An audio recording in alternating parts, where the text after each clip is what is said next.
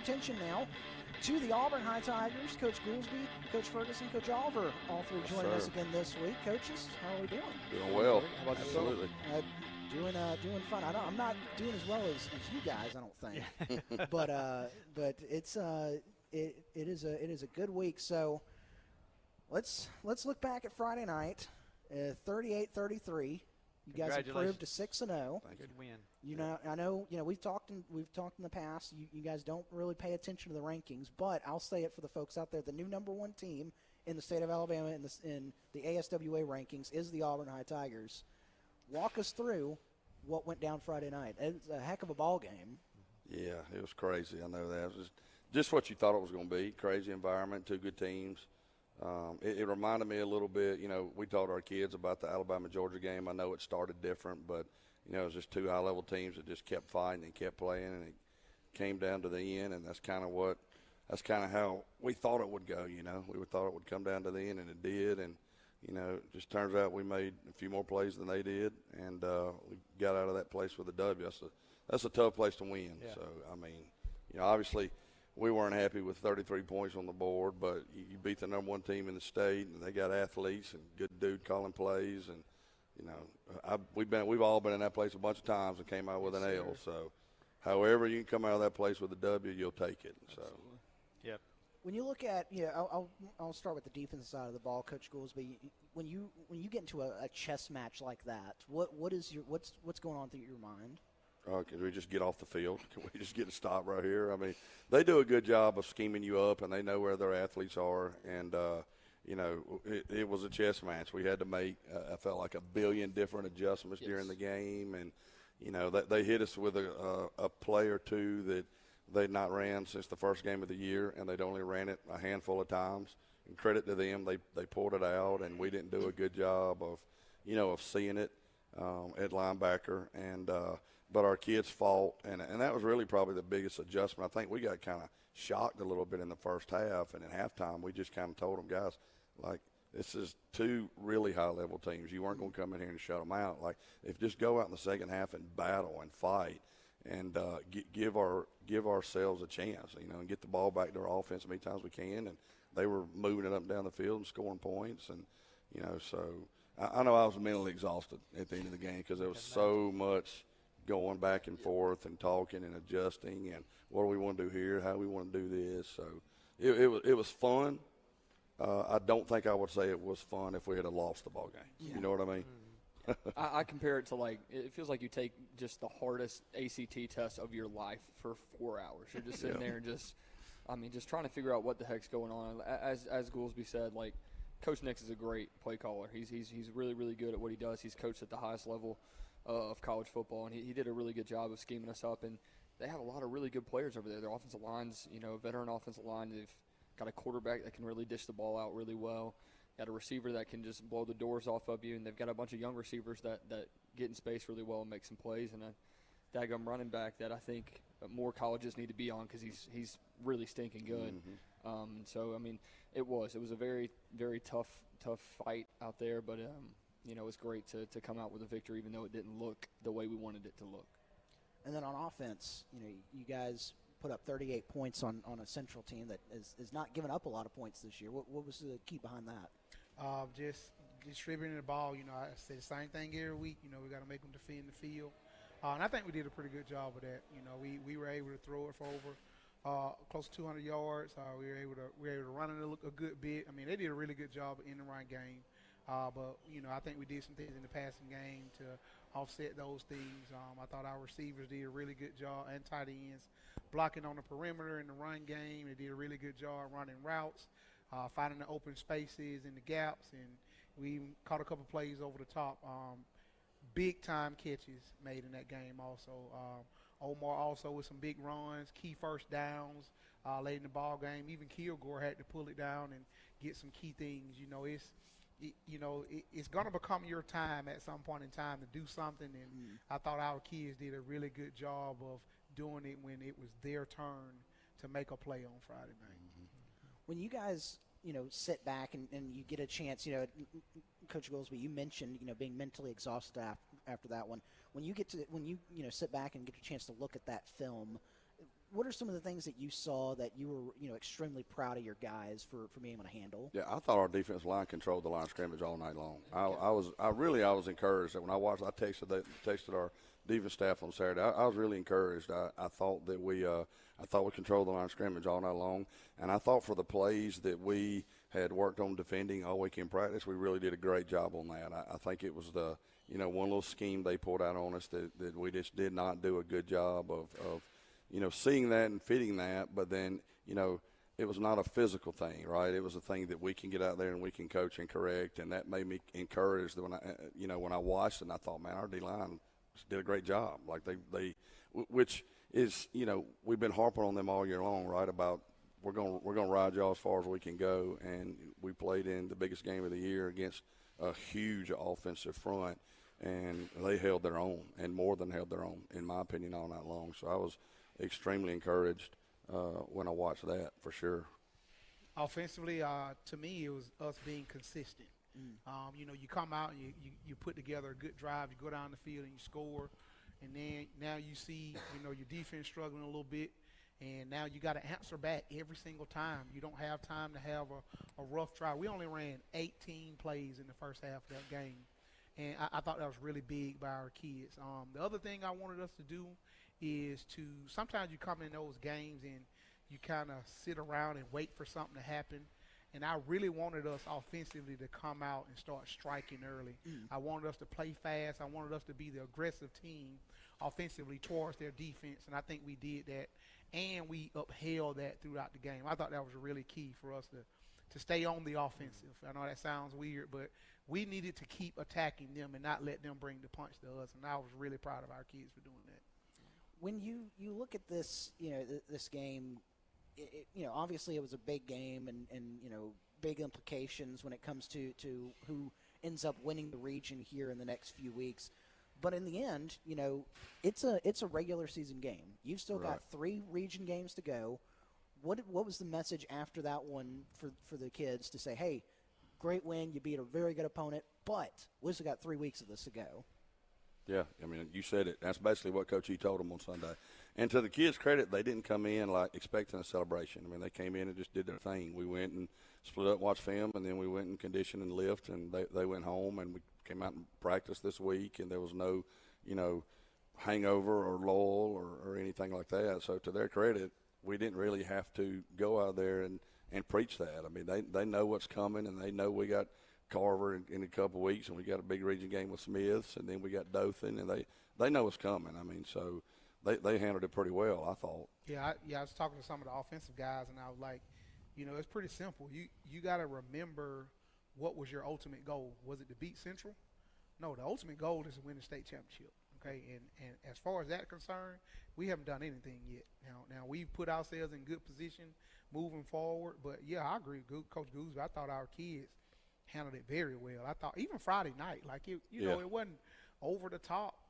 Friday night. I mean, they were excited that we won, and same thing on offense. Sunday, kids were just normal as usual. Ready for the next opponent.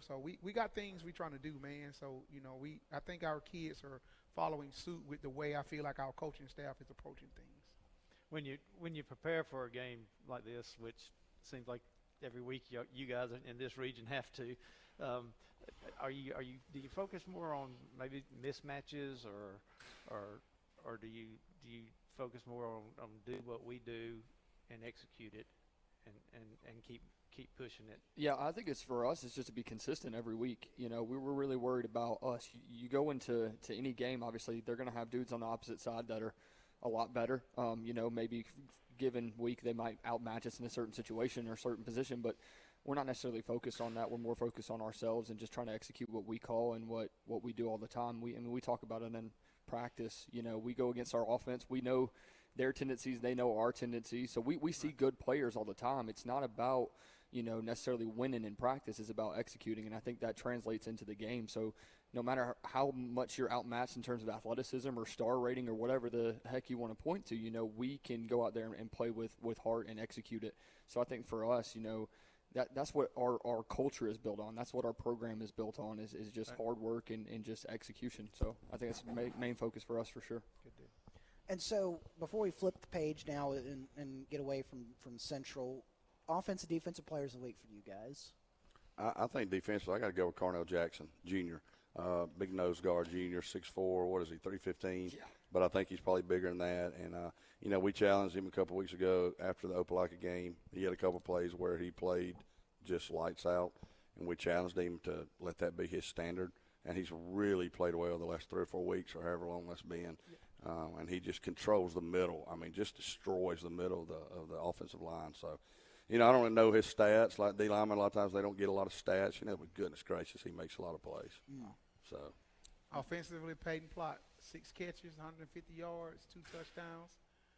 Had a huge, big, long reception for a touchdown. Caught one in the first half. Just being draped by a DB. Had some good returns. Some good jets the other night. Played a super game. And, we've had, Coach Oliver, you've joined us for here the last at least 3 weeks here now. And, you've mentioned Plott quite a few times. And, even Coach Goolsby and Coach Ferguson mentioned Plott, earlier in the season. And I went out to one of the practices preseason, and Coach Etheridge pointed him out too. What's it like to have, a guy like that on your offense, but 2, to see him, perform in one of the biggest stages that you can in high school football? It's awesome. It's awesome to have a guy that can flip the field. When it comes to special teams, he's just so slippery to get out. I done gave him 1,000 nicknames this year. I done called him Peter Warg. I done called him the Deuce is loose. He's a receiver, but when he gets the ball in his hand, he's almost like a running back. I mean, the cuts he makes, the vision that he has when he's running the ball. I've never seen receivers like we have, including, Josh Askew and Antonio. When the ball's in the air, to see guys track a ball and to even speed up at times just in order to make a catch. But all those 3 guys do that. They work great together. But it's great having Plott around. He don't say a whole lot. He is a man of few words. But when them lights come on, not even the lights, when Plott put us a helmet on, you about to get it, bro. So now let's flip the page, looking at Friday night, home against Smith Station. The Panthers come in, new look offense for them this year, an offense that you guys really don't see that often. Maybe you see it kind of with what Dothan does, but when you're looking at what have you seen on film from the Panthers this year? I mean, they're well coached, and the triple option gives them an opportunity, and that's what we've preached. Defensively, you just got to be in the right spot, and you got to be disciplined, and you can't try to see the whole picture, and you got to take your responsibility. So you're right, we don't see it at all, right? And so it's a big week for us to prove that, we can be a disciplined defense and we can fit runs the right way and, still at the same time keep doing what we've preached our kids all the time about, playing with relentless effort and energy. And, like you mentioned a while ago, how do we approach it after the big win at Central? Kirby Smart said it the best this week, I think, when he talked about how hard it is in the SEC, so you can't ride the wave.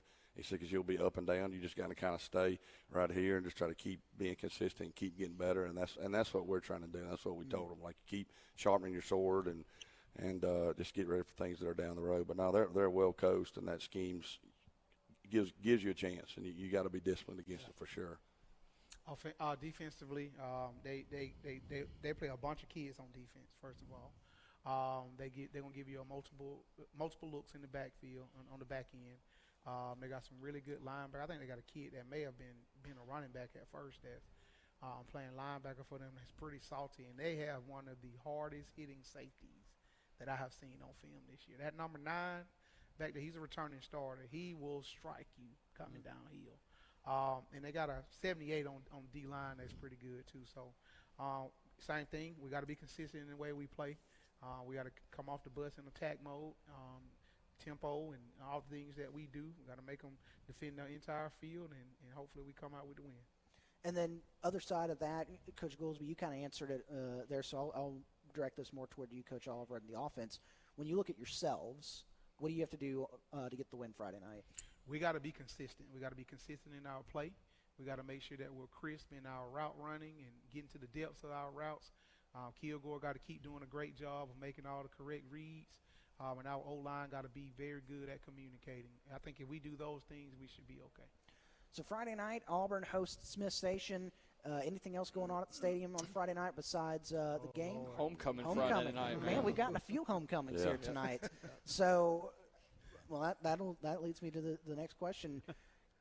Have the guys been able to keep them focused in practice this week? I think so. Yeah, I think so. We got a big homecoming festival during the school day on Friday that, they'll go to for a little bit, but we won't let them go the whole time. We'll keep them sequestered in the turf room for a little bit before we get our pregame routine. And there's a faculty student basketball game. I didn't get asked to play in the game. I don't know why. Too old. I guess there's an age limit or something. I don't know. You know. That's ridiculous. Whatever. We'd have to call a hip replacement up and just make sure we had them on standby. Mr. 12-year-old had Fruit Loops for supper over there.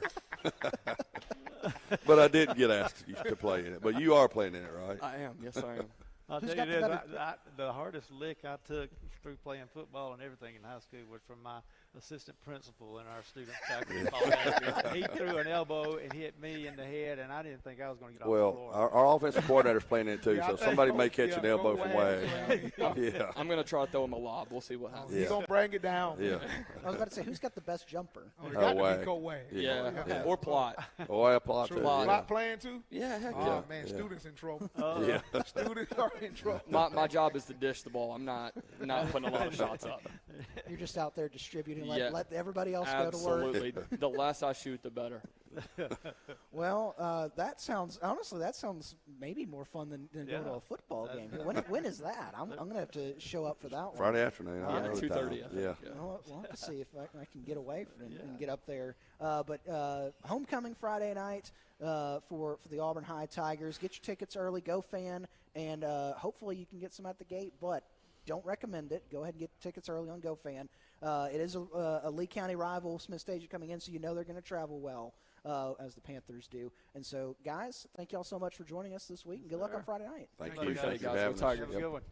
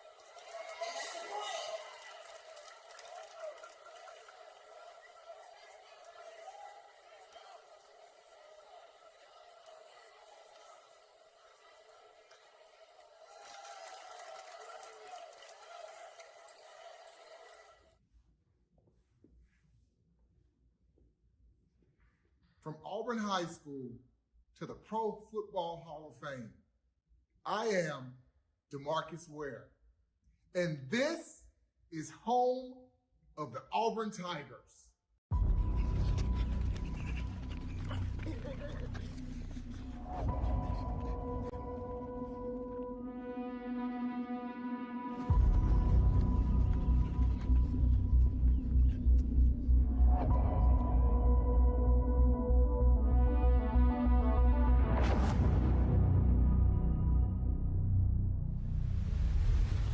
Blue-collar mentality. There is nothing like playing for the A.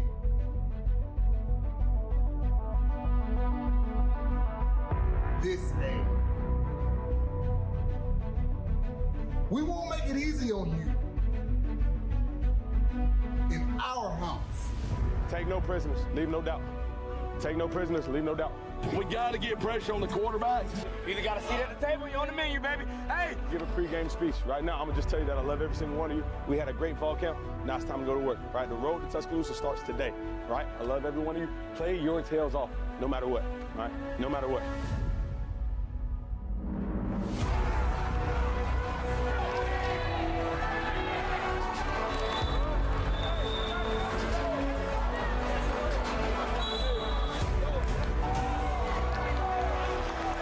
Start strong, finish stronger, all right? Start strong, Finish stronger. start strong, Finish stronger. start strong. Finish stronger. 124. Make sure you get on this side. Relentless energy, relentless effort, relentless attitude. Let's go, guys. Hey, let's go. 1, 2, 3. D.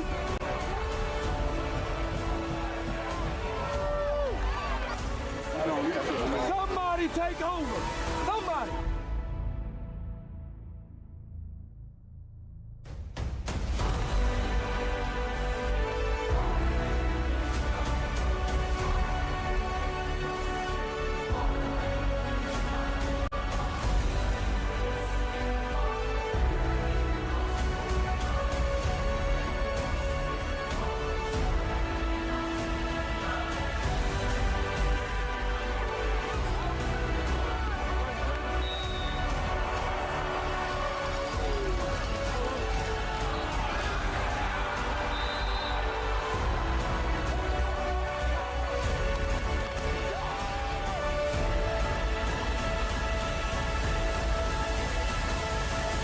Get out of your seats and welcome our Auburn Tigers.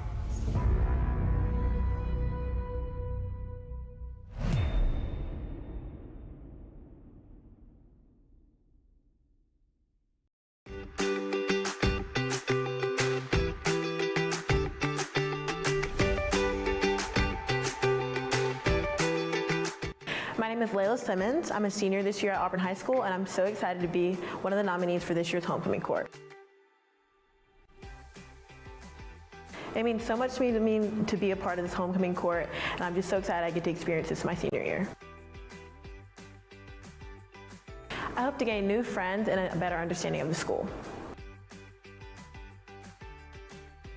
Auburn High School has impacted me academically and socially by teaching me how to work with my classmates and advocate for myself inside and outside the classroom. I think my personal impact on the school is just being able to get here every day with a smile on my face, attentive and ready to learn and to encourage the people around me. My biggest accomplishment in my time here at AHS was last year being able to make it to the state finals back-to-back years and finally being able to bring home this first state championship title for the women's soccer team and getting named MVP. The message I want to send is that I'm extremely appreciative to be nominated for this role and that I can't wait to see where this journey takes me, and I'm going to cherish this the rest of my year.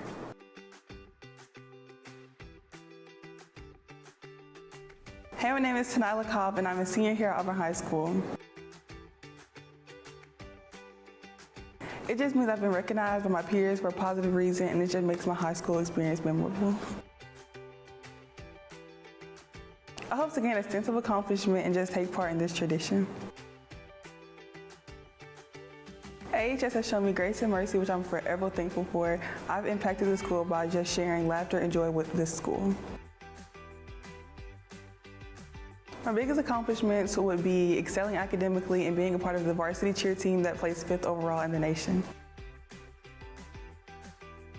My message to the AHS student body would be to always stay true to yourself and make the most of your time here because it's so limited.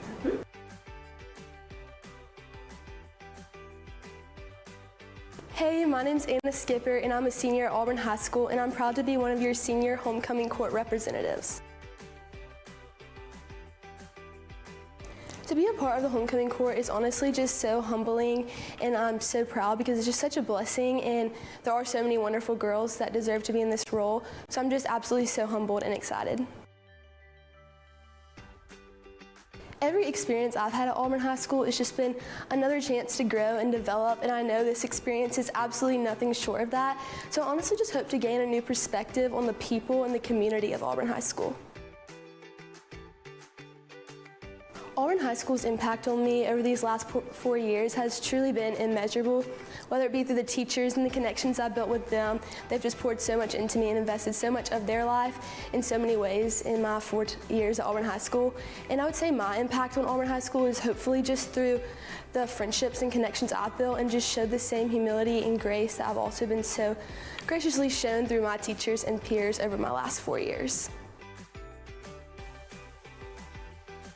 I would say the thing I'm most proud of and my biggest accomplishment at Auburn High School is just the connections I've made with my peers and friendships along the way, but also just not the members of Auburn High School, but the faculty and staff as well. As I go through my final year at Auburn High School, I would just want to remind everyone that our time here is so limited and to make the absolute most of every moment because it truly does go by so fast.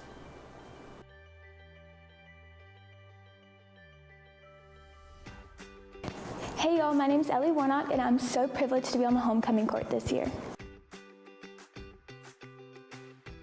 Being part of the homecoming court is such an honor to me. It represents leadership, community, and school spirit, which I strive to embody here at my time at AHS.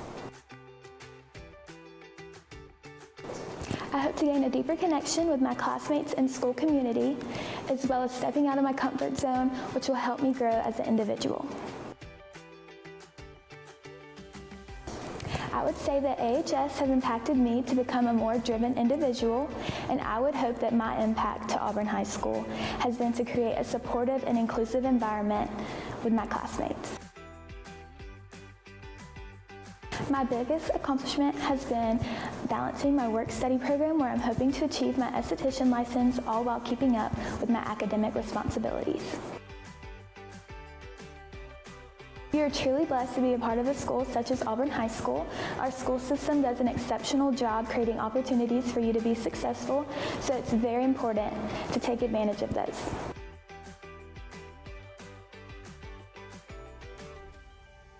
Hi, I'm Izzy Anton. I'm a senior at Auburn High School, and I'm so excited to be a part of Auburn High School's homecoming court this year. To me, it means representing Auburn High School, and I'm so honored that I get to stand next to 4 other girls that will be representing Auburn High School as well. From this experience, I hope to gain leadership qualities that I will see in my peers on the homecoming court and learn from everything that makes them so wonderful. As Auburn High School is so large and so diverse, I have learned a lot of things about a lot of different people and have grown so much from those experiences. And one thing that I really strive to do every day is make someone laugh, even if I don't make you laugh. That is my goal every day, is to make someone smile and laugh. My biggest accomplishment was after I broke my hand and had to unfortunately quit softball. Bouncing back mentally and physically was probably my biggest accomplishment after something so heartbreaking happened. So everyone's going to tell you it, but your time here is short. You only have 3 years. Say yes to every experience and be kind to everyone because you never know what could happen tomorrow. So.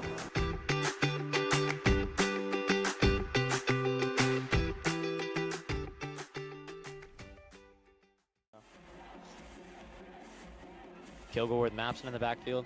Just going to fake the handoff. drop backs and unloads. He's got Cash Reed for the marker. I think he got the progress there. I think they gave him progress.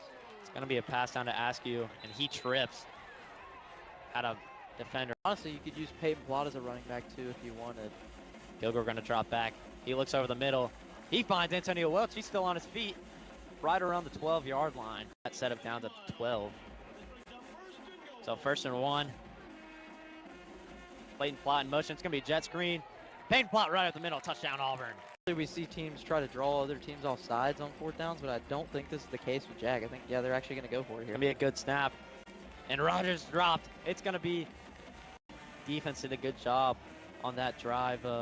Jaguars looking a little flustered there on offense.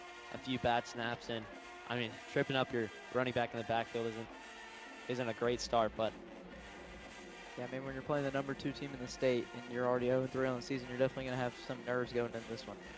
Yeah, and Doug Sanford, a really good environment for high school football. Omar Mapson going to pitch it to Peyton Plott around the right end. He's got room to the 20, to the 15.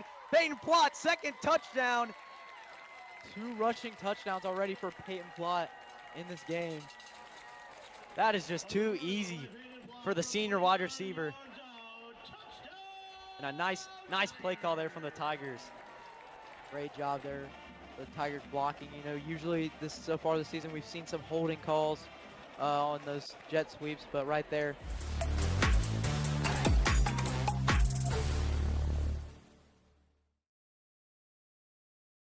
Hello everyone and welcome to AHS Countdown. I'm your host Reese Kinder and I'm joined by my co-hosts Charlie McGowan and Andrew Fairclough. And today we got a matchup between the Auburn High Tigers and the Smith Station Panthers. Auburn coming off of a big win last week against the Central Red Devils, which now puts Auburn at number 1 in the state, and Smith Station coming off of a tough loss to Jag last week, which puts them at 0-7.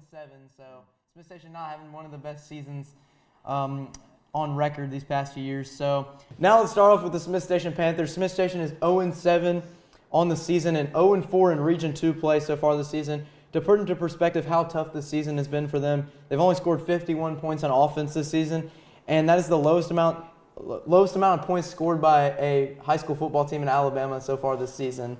And with all that being said, what are some things that Smith Station team needs to do to secure a win tonight? For the offensive side of the ball, Smith Station really needs to run the ball really well. They have a good quarterback through the run game. He's more of a dual threat quarterback. That's Cohen Thomas. He can run the ball pretty well. He's averaging 42 rushing yards as a quarterback. They also have a good running back in Jalen Huff, 62.5 rushing yards per game. If they can get the rushing attack going, I think they got a chance in this one. Yeah, Charlie, just to preview the Smith Station defense, like Reese mentioned earlier, Smith Station's had a tough road this season, giving up around 244 points on defense. And if you're Smith Station, you kind of have to mirror what Central did this past week against Auburn, find a way how to stop Omar in the run game and force Kilgore to air it out. Yeah, I mean, you know, last year's Smith Station game, it was at Smith Station between these two teams, and Smith Station actually scored first in the game, and Auburn was a little worried there in that first quarter. Even though Auburn did win the game, I think it was 46-8, but Smith Station put up a little bit of fight to start the game last year. But with that being said, now we're going to move on to the Auburn Tigers, who are coming off probably one of the biggest wins in program history the past few years. And this Tigers team now number 1 in the state, and this Tigers team 6-0 after defeating Central last week and then defeating the Jaguars 2 weeks ago. So, and they're 4-0 in region play as well. So what do you guys think the Tigers need to do to pull off a win against Smith Station? Yeah, so the Auburn offense last week had a great week. Obviously, put up 38 points against the former number 1 team in Alabama High School and Central on the road, by the way. But this week, I think they need to just reestablish the run game. Like Andrew was highlighting just a second ago, Central did a really good job in the first half of just honing in on Omar since, he's arguably, in my opinion, the best running back in the state of Alabama. They really honed in on stopping him. He only had 77 yards. He still had 2 rushing touchdowns, but that was more in the second half. But in the first half, they gave Auburn a scare by just stopping that run game and making Kilgore air it out, which, he did a good job finding Peyton Plott for 2 touchdowns and Askew with some help there as well. So if the Tigers can get that run game going again, I think it'll be hard for Smith Station. Yeah, Charlie, piggyback off of that. Last week, big win against Central. The defense played a big factor in that, holding Central to 21 points in the first half. But the reason the Tigers were able to hold Central the way they did was they were able to load the box and make it hard for Central to run the ball on them. Jackson Lovern had 14 tackles, 3 tackles for loss. Caleb Pitts, 8 tackles, 2 tackles for loss. Around 8 tackles for loss on the game. The Tigers were able to load the box, stop the run, and I would look for them to continue to do that tonight against Smith Station and just have a good night.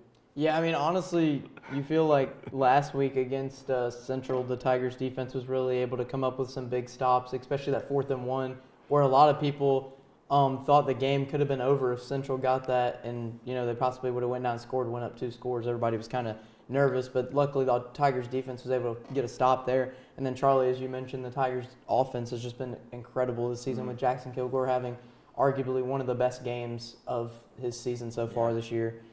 And now with that, we will move into implications for the game. And, being a homecoming game for the Tigers, I don't think the Tigers have lost a homecoming game in a while, actually. And, what do you guys think the Tigers need to do what do you think they need to improve on in order to get a win tonight? Yeah, kind of like I mentioned earlier, reestablishing the run game would be huge for the Tigers just because, not necessarily the confidence went down in it, but it'd just be nice to get it going again, into, the rest of the season. Still got a few tough matchups left. So if they could reestablish the run game, they didn't have a great job. And offensive line had a pretty good game last week, but if they can get more confidence down there in the trenches, I think that'd be huge. Yeah, Charlie, coming into this one, the Tigers need to find a way to clean it up in the secondary. There was a lot of points in that game where Andrew Allred from Central was really able to find his receivers in space. The safeties had trouble covering at times. So if you're the Tigers in this one, you need to find a way to clean it up in the secondary and just continue to stop the run, just clean it up in the secondary. Yeah, speaking of secondary, last week we saw Cortez Cooks at the start of the game. Dalen Upshaw, the Central wide receiver, actually caught a pass. I think it was like a 70-yard pass, but it was called back due to a holding call from the offensive line. So that's one thing I think all season that we've been looking at is the secondary really has to improve on coverages and everything because, the North Miami game and the Vestavia Hills game, a lot of broken coverages could have led to some touchdowns, but it didn't because the defensive line was able to stop those teams from scoring. But now with that, we will move into the keys to the game. Now, Auburn has different X factors that can help them take over a game. What do y'all think these X factors are tonight against Smith Station? Well, kind of been focusing on the run game for the Tigers recently, but this passing game last week had an absolutely massive game. Jackson Kilgore, was forced to throw the ball, and he found Peyton Plott for 156 receiving yards and 2 touchdowns. He also found Joshua Askew on multiple accounts. Jackson Kilgore had a great game. Just to mention, he was 13 for 19, 278 yards, and 3 touchdowns to the air. He was just going crazy. I think Tigers have the passing game going as well as the rushing game. It's just impossible to stop for just about anybody in the state. Yeah, X factors for the Auburn High defense coming into this one. I would say Jackson Lovern to have a good night again tonight. Like I mentioned, last week led the Tigers in tackles like he's had all season. He leads the team in tackles, actually. 14 tackles, 3 tackles for loss against Central. And I look for him to make a big impact on this game. I think Smith Station is probably going to try to hand the ball off to Jaden Huff like Charlie mentioned earlier. So I would look for Lovern to have a big night and shut down that Smith Station running attack. And now we will move into tonight's player profile segment where we will highlight one player on offense and defense that will be crucial for tonight's performance against Smith Station and who you guys think that player will be. Yeah, I think for me, I've highlighted a lot of the receiving core throughout these last couple of player profiles. I think this week Auburn's going to try to find more players, kind of just spread the rock around since they're not necessarily not necessarily anticipating a close game in this one, but I think they'll find Ryan Birchfield a lot, trying to spread the ball around. He's been a really good blocking tight end, but I think they're going to try to find him through the air a little bit. Maybe he gets a good stat sheet after this one. On the defense side of the ball, I would look for Michael Foster to make a big impact in this one. He had a big game last week against Central, coming off with 2 sacks against a talented Central offensive line, so I'd look for him to have another big game tonight. Yeah, like you mentioned, Birchfield's had a very good season, and Michael Foster and that whole defensive line just been incredible this season. And now we're going to send you to a quick commercial break. Don't go away. Next up is the Friday night lineup. and our guest picker will be Mr. Jared Dillard. Eyes on the road, hands on the wheel, safely drive that automobile. Eyes on the road, hands on the wheel. Welcome back to AHS Countdown, and now we are ready for everyone's favorite segment, the Friday Night Lineup, where we will pick some of the best games around the state of Alabama. And we have our second guest picker this year. He is the proud owner of AHS Mass Media. Let's give a warm welcome to our guest picker, Mr. Jared Dillard.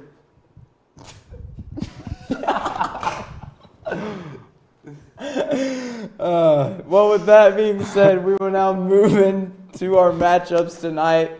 And our first matchup is the Enterprise Wildcats at the Opelika Bulldogs. This is a great matchup. It's an in-region matchup.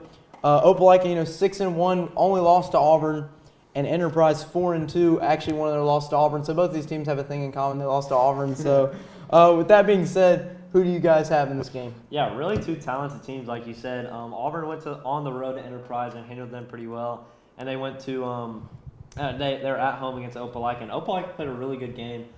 Two just team full of athletes. Enterprise having a really stout defense in Zion Grady and Eric Winters. I feel like we've been highlighting both them every week. But Opelika also has a really good defense with Malik Autry and others. So I think Opelika has too much of an offense for Enterprise to handle. I have Opelika at home in this one.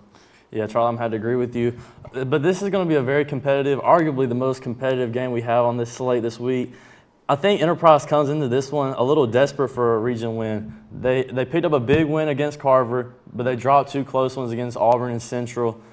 Opelika, on the other hand, fighting for that second place in our region, and I like Opelika in this one, though. I think Calvin Hughley is going to have a field day on that Enterprise defense, and I think the Bulldogs will win it at home.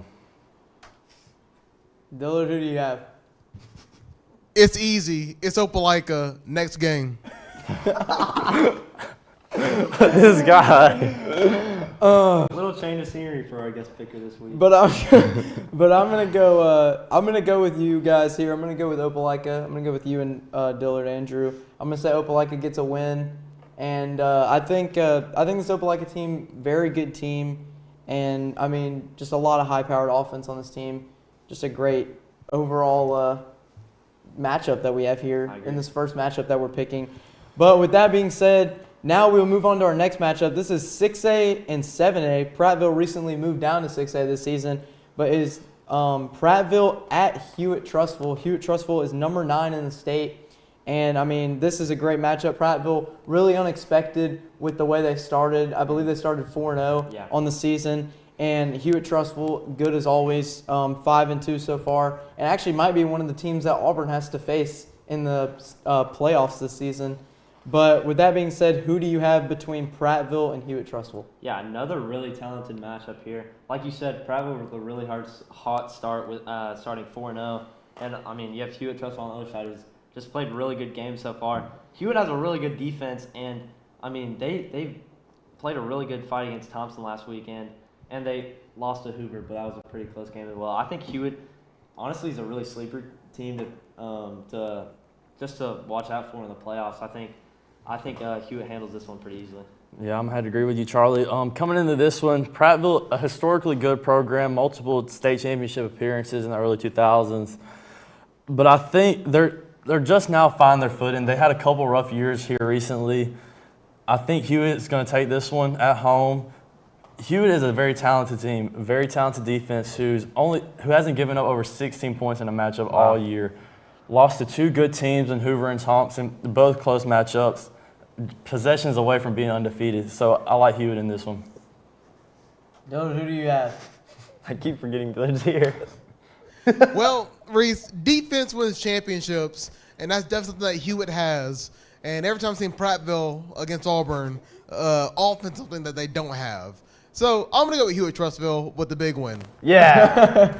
Well, I'm going to agree with all of y'all. I'm going to say Hewitt wins this one. I know Prattville's had a few struggles recently with losing 2 games in a row, and I think Hewitt's going to take this one at home and improve to 6-2 on the season.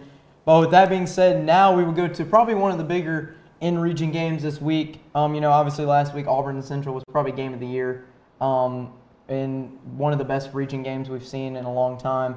And now we have another region game between number 7 Carver, who is 5-1 on the season, who lost to Enterprise by 3 last week, at number 2 Central, who lost to Auburn last week 38-33 in a close one. And who do you guys have between Carver and Central? Yeah, just another really good game this week. Carver's a really talented team. They have a lot of athletes, especially on their offense. A tough loss last week against Enterprise, but I mean, honestly, I'm scared for Auburn to play Carver this year. They're on the road, so Carver, really talented team, but Central they're gonna be mad about last week against Auburn. I mean, it's hard at home losing to an in-region. I mean, Auburn Central a pretty big rivalry. I think Central does pull away. I think Carver makes it close though. Yeah, I agree with Charlie. I think this is going to be a close one, but Coach Patrick Nix for the Central Red Devils, I think he's going to have his boys ready for this one. Central, they'll have to find a way to stop, like kind of how they did against Auburn. They found a way to stop Omar. Carver's the same. They have a very talented running back, and Alabama commit Anthony Rogers, 4-star. But I think Central's going to stop him, and I think they're going to win a close one at home. Honestly, I wasn't paying attention because I was fixing something back here. I don't know who Central's playing, but it's Central, and they're still pretty good. So I'm going to pick the Red Devils. I don't care if they're playing, Opelika, or if it's Carver. I think it's Carver. Or if it's Carver. Is it Carver? Yeah. Okay. They could be playing Jesus, and I'll probably still pick Central. So I'm going to go with Central on that one. Well, you heard it there from Mr. Jared Dillard with the crazy pick there, but I'm going to go with Central in this one. I'm going to say Central wins because, like you guys said, Central's going to be really mad after losing to rivals Auburn last week, and I think Central gets a close win, and they will improve to 6-1 on the season and be second in the region. And now we will move into our next game. It is 5-2 Fairhope at number 4, Mary G. Montgomery, who is 6-1 on the season. Very impressive, 2 years from this Mary G. Montgomery team. Last year had basically a Cinderella season. Nobody really expected them to do what they did last year, went undefeated in the regular season. And then this year, 6-1 again, just a great program in Mary G. Montgomery. But who do you guys have between Fairhope and Mary G. Montgomery? Yeah, sneaky good matchup right here. Fairhope, a pretty solid team, sitting at 4-2. Mary G. Montgomery is just really talented. I mean, they had an undefeated regular season last year. They've only lost one this year. It's out-of-state team. I think Mary G. Montgomery is too much for Fairhope to handle.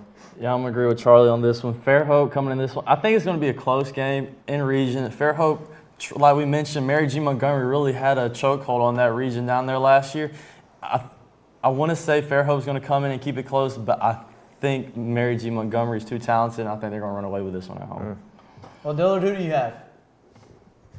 I don't really know these two teams very well, but I know that Mary G. Montgomery has the Minnesota Vikings logo, but it's like light blue, and the Vikings are undefeated, so I'm going to go with Mary G. Montgomery. I heard Justin Jefferson joined Mary G. Montgomery too. Okay. That's a very good pick there from Mr. Jared Dillard. And now I'm going to pick, and I'm going to take Mary G. Montgomery here. I'm going to take Mary G. Montgomery in this one. I think MGM's got it. They've had a great season so far. Only one close loss to start the season, and I think MGM gets a big win at home against Fairhope to make their chances even better to possibly clinch for the playoffs. And our next matchup will be between two 6A teams. It is number 10 Chelsea, who is 6-0, at number 4 Spain Park, who is also 6-0. Both undefeated teams. This is a big matchup. A lot of implications going in this game. Who do you guys have between Chelsea and Spain Park? Yeah, really big Birmingham matchup this week. 2 undefeated teams. Chelsea really talented in Spain Park, picking up a few big wins early in the season. Also, I'm going to go with Chelsea on the road. First away team I picked this week, and I think Chelsea gets it done. Yeah, I'm going to have to disagree with you, Charlie. Chelsea coming into this one, I think it'll be a close game. They've had a very impressive season. They haven't had as much success as they've had here this season in recent history. Spain Park just this year being relegated to 6A. A lot of experts picked Spain Park to be a contender in 6A this year, and they picked up big wins against Hoover. So I'm going to go with Spain Park, and I think they're going to dominate this one from start to finish. I like Spain Park. Yeah, Dillard, who do you have? Well, I did some research back on the computer over here, and I found out that Chelsea, this one right here, you see this one right here? And I found out that Chelsea are the Hornets, and Spain Park are the Jaguars. And the last time I checked the Animal Kingdom, Jaguars are better than Hornets. So I'm going to go with Spain Park on this one. A very interesting take again from Jared Dillard there. But now I'm going to pick Spain Park in this matchup. I think Spain Park gets a big win at home. You know, number 4 in 6A, Spain Park's had a very good season. This team's going to be a team to look out for in the playoffs this year. And I think Spain Park gets a dub at home against Chelsea. Well, now we are going to go into our final matchup of the night. It is the 0-7 Smith Station Panthers at the number 1 Auburn Tigers. And, you know, this game, Auburn coming in 6-0 after beating Central. Who do you guys got between the Auburn Tigers and Smith Station Panthers? Yeah, homecoming week for the Tigers. Smith Station's got a tall task in front of them, to say the least. I think for any way for Panthers to win this game is they're going to have to win the time of possession battle by a lot. They're going to have to keep the ball rushing, and they're going to have to keep the ball in their possession as much as possible, keep it away from Jackson Kilgore and the Auburn offense. I just don't see it happening. I got the Tigers big in this one. Yeah, Charlie, I think Auburn, if you're Auburn, you're the number 1 team in the state, and you have to play like the number 1 team in the state. And if you're the number 1 team, you play disciplined football. You know Smith Station is coming in here desperate for a win, 0-7, haven't picked up a win all year. I think the Tigers dominate this one, and I think the Tigers win big at home. Yeah, I tend to agree with both of y'all here. I think Auburn gets a big win at home. You know, Smith Station not having one of the better seasons on record so far this season. I think Auburn gets a big win. And Dillard, who do you got? Look, I know I graduated from Smith Station. I graduated class of 2013. 2013, great year. I don't like to rub it in, but Smith Station beat Auburn that year, 34-18. We'll not forget that. The last time Smith Station was here to play a game, I got the extra yard teacher award from Coach Norton. I was presented that at midfield, and then Auburn proceeded to put up the worst loss in Smith Station history, 63-0. I do not believe I'm being presented an award this year, so I think the score will be a little bit lower. So Smith's going to keep it close. But I know who pays my paycheck, Dr. Pagnato, shout out. So I'm going to pick. Say it. I'm going to pick Auburn to win this ball game. Oh, I can't see. I'm pretty sure this thing has lice in it. But I'm gonna speak out the eye hole. But I'm gonna pick Auburn to win this game because I'm loyal to the money. You know what I'm saying? Yep. Well, that is gonna do it here from the studio. Hold up, Reese. Let me get to the thing first. Hope you enjoy. Hold up. Okay. All right. Sign out. Okay, you can sign out now, Reese. Go. All right. Thank you for watching AHS Countdown. We hope you enjoy the game, and we will see you guys at the half.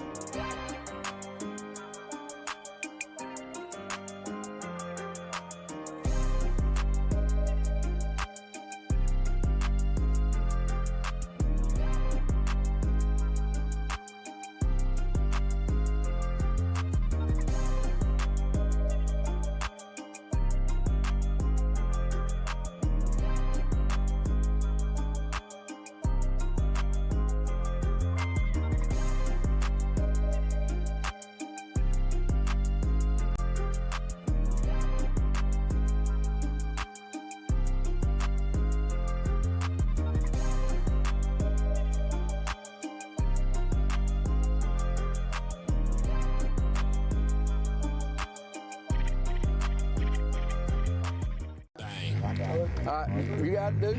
Get it out of there. Give me that low dose, dude. Okay. Retrace. Trying to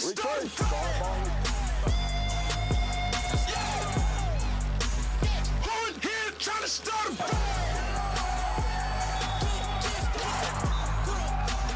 You ain't got a chance, boy. What you think? I'm doing everything but the kitchen sink. I try to be feeling in the neighborhood. I know all the little grannies wanna sip they tea. And here you come, all barging in. I'll hug you like a brown fur cardigan. We can skip that monologue and arguing. I'm like, on here, trying to start him.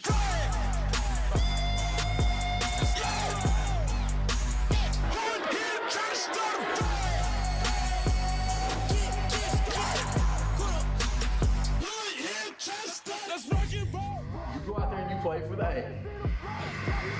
Blue collar mentality, baby. Blue collar mentality. We work for everything we get. We ain't asking nobody to give us nothing. We're gonna go take it. I don't need no super suit. I'm feeling. Don't be a hero. Turn around and walk away. Wait. Who in here trying to start a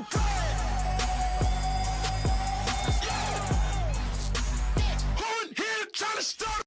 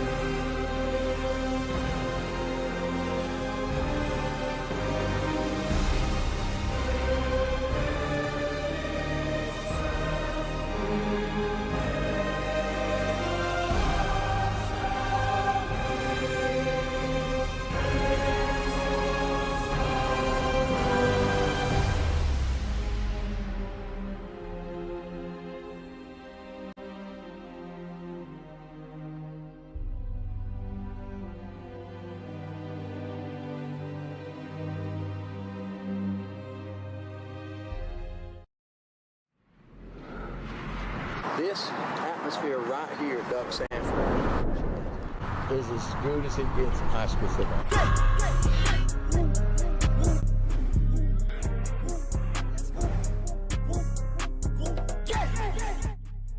I came in with a new 40 Glock.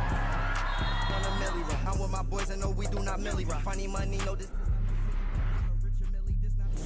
All this money make me want hit my ditty bop. Tell her at the bank, I'm just give me luck. At the dealer, I can't pull it off the lot. Me and my boys, you know that we sharing that. I got that be moving to Tan Rock. That's the end of that. No, I cannot talk a lot. Man, these out here, I swear they talk a lot. Drive by on the road to a walking cop. Double park, new Lambo with no.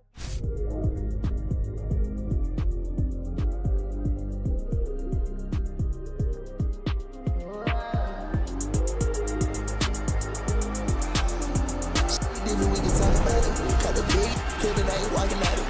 I just went and bought you all nobody. You better act like you don't know nobody. You bad to this bitch, you don't know nobody. I get it, I got it, that's how you pop it. Blowers on the load every time we shopping.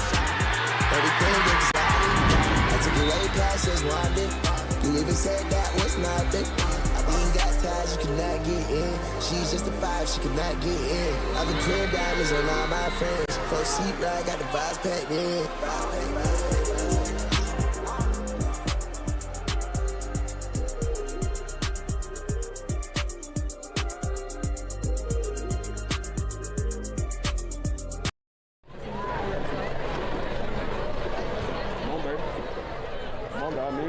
Baby. All night, baby. The way you make your money around here.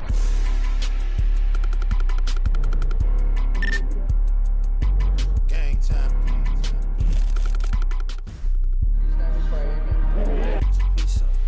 Hey, it ain't shit to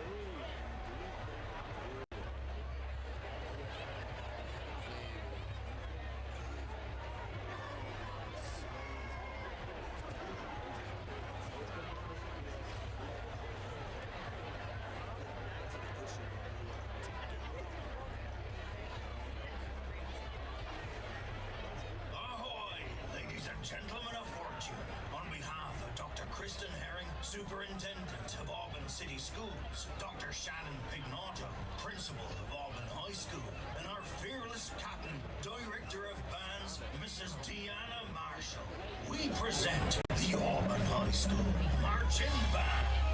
Tonight, we invite you to join the crew as we batten down the hatches, survive the intimate, seek out the treasure, and tame the perilous seas as we present our 2024 production, Dark Sails.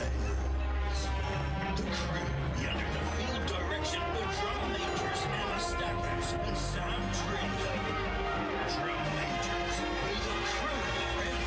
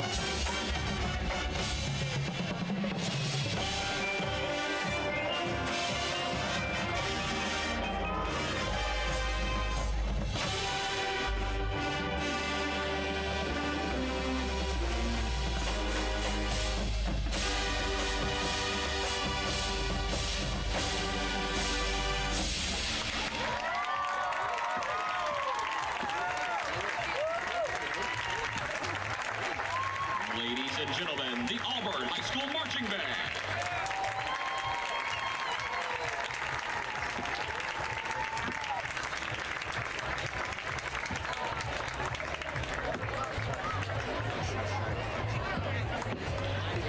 Now, please stand and join us as the band performs the Auburn High School alma mater, conducted by AHS Director of Bands, Miss Deanna Marshall. Where's the flag? The flag's not.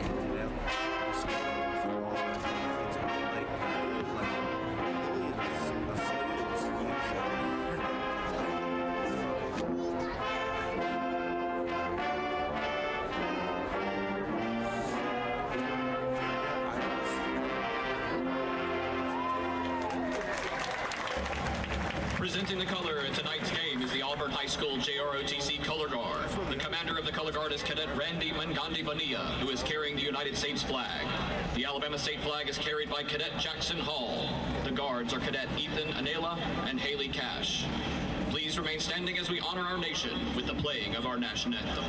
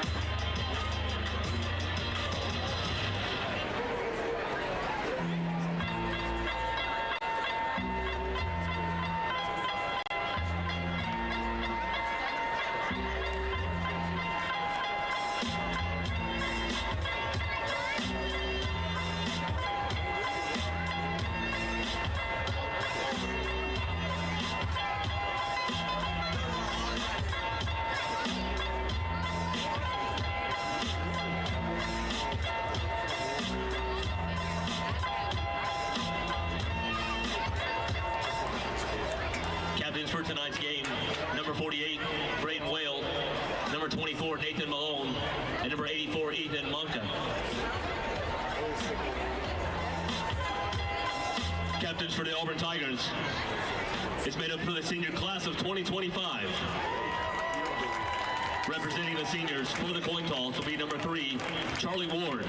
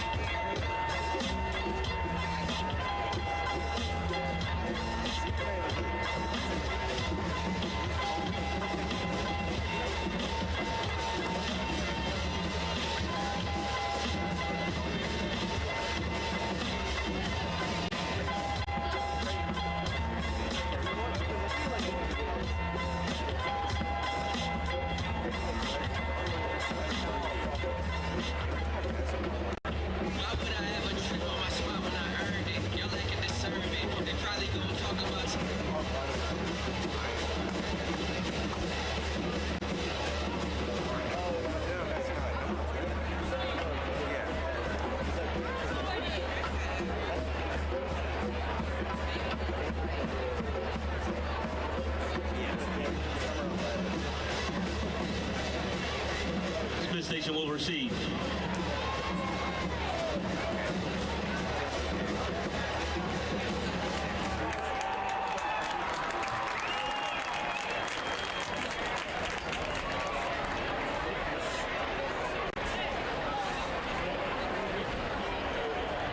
He looks like Jesse Eisenberg.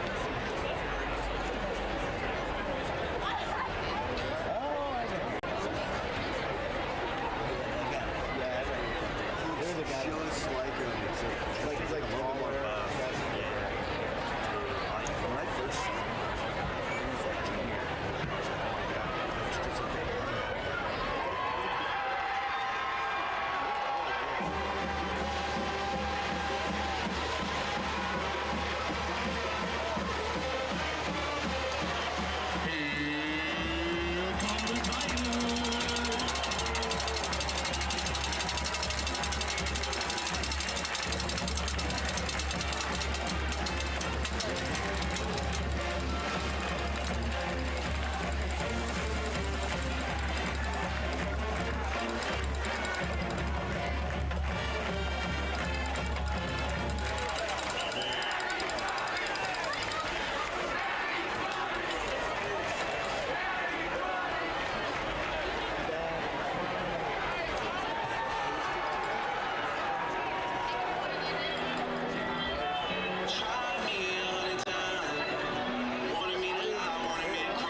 Welcome into Ducks Championship for this homecoming matchup between the Auburn High Tigers and the Smith Station Panthers. I'm Charlie McGowan. I'll be your play-by-play commentator. To my right is Reese Kinder, your color commentator tonight. And how are we doing, Reese? We're doing good. I mean, I'm excited to see this Auburn Tiger team after coming off of a strong win last week at Central. You know, we were both there, got to experience that with the players and the coaches. Just, you know, a huge momentum win. Yeah. You know, carrying that momentum into this game, hopefully. And if Auburn can improve to 7-0, that'd be a great way to, you know, get your way into the playoffs. Because if the Tigers do win, they will clinch the playoffs. That is correct. And it looks like Smith Station elected to receive, and Joe Daniels is going to kick this one off as he's done all year. Auburn with a big statement win last week, like you said, against Central. That could be the big monumental win in this regular season for the Tigers. And it looks like we're about to get underway here for this homecoming matchup here in Duck Stanford Stadium.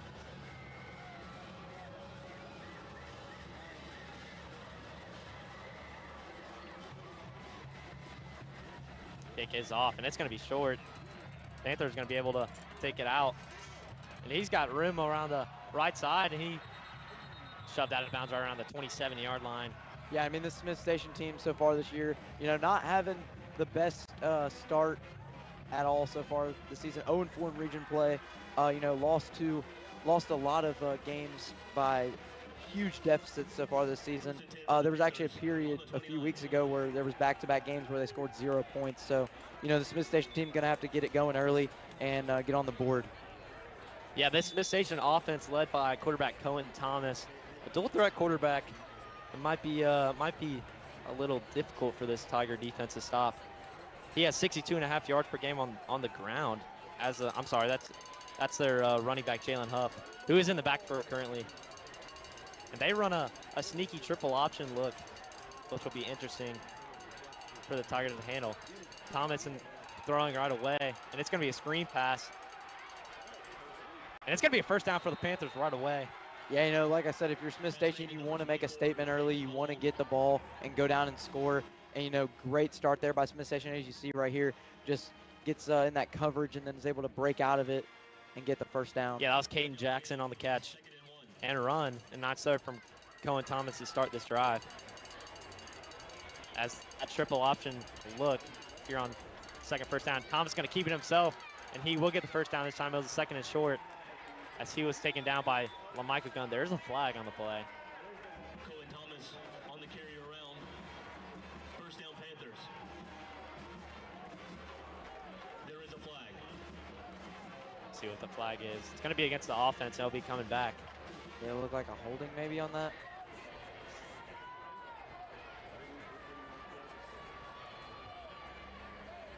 It was second and about half of a yard. A little bit of confusion on the field. They're getting pushed back well back.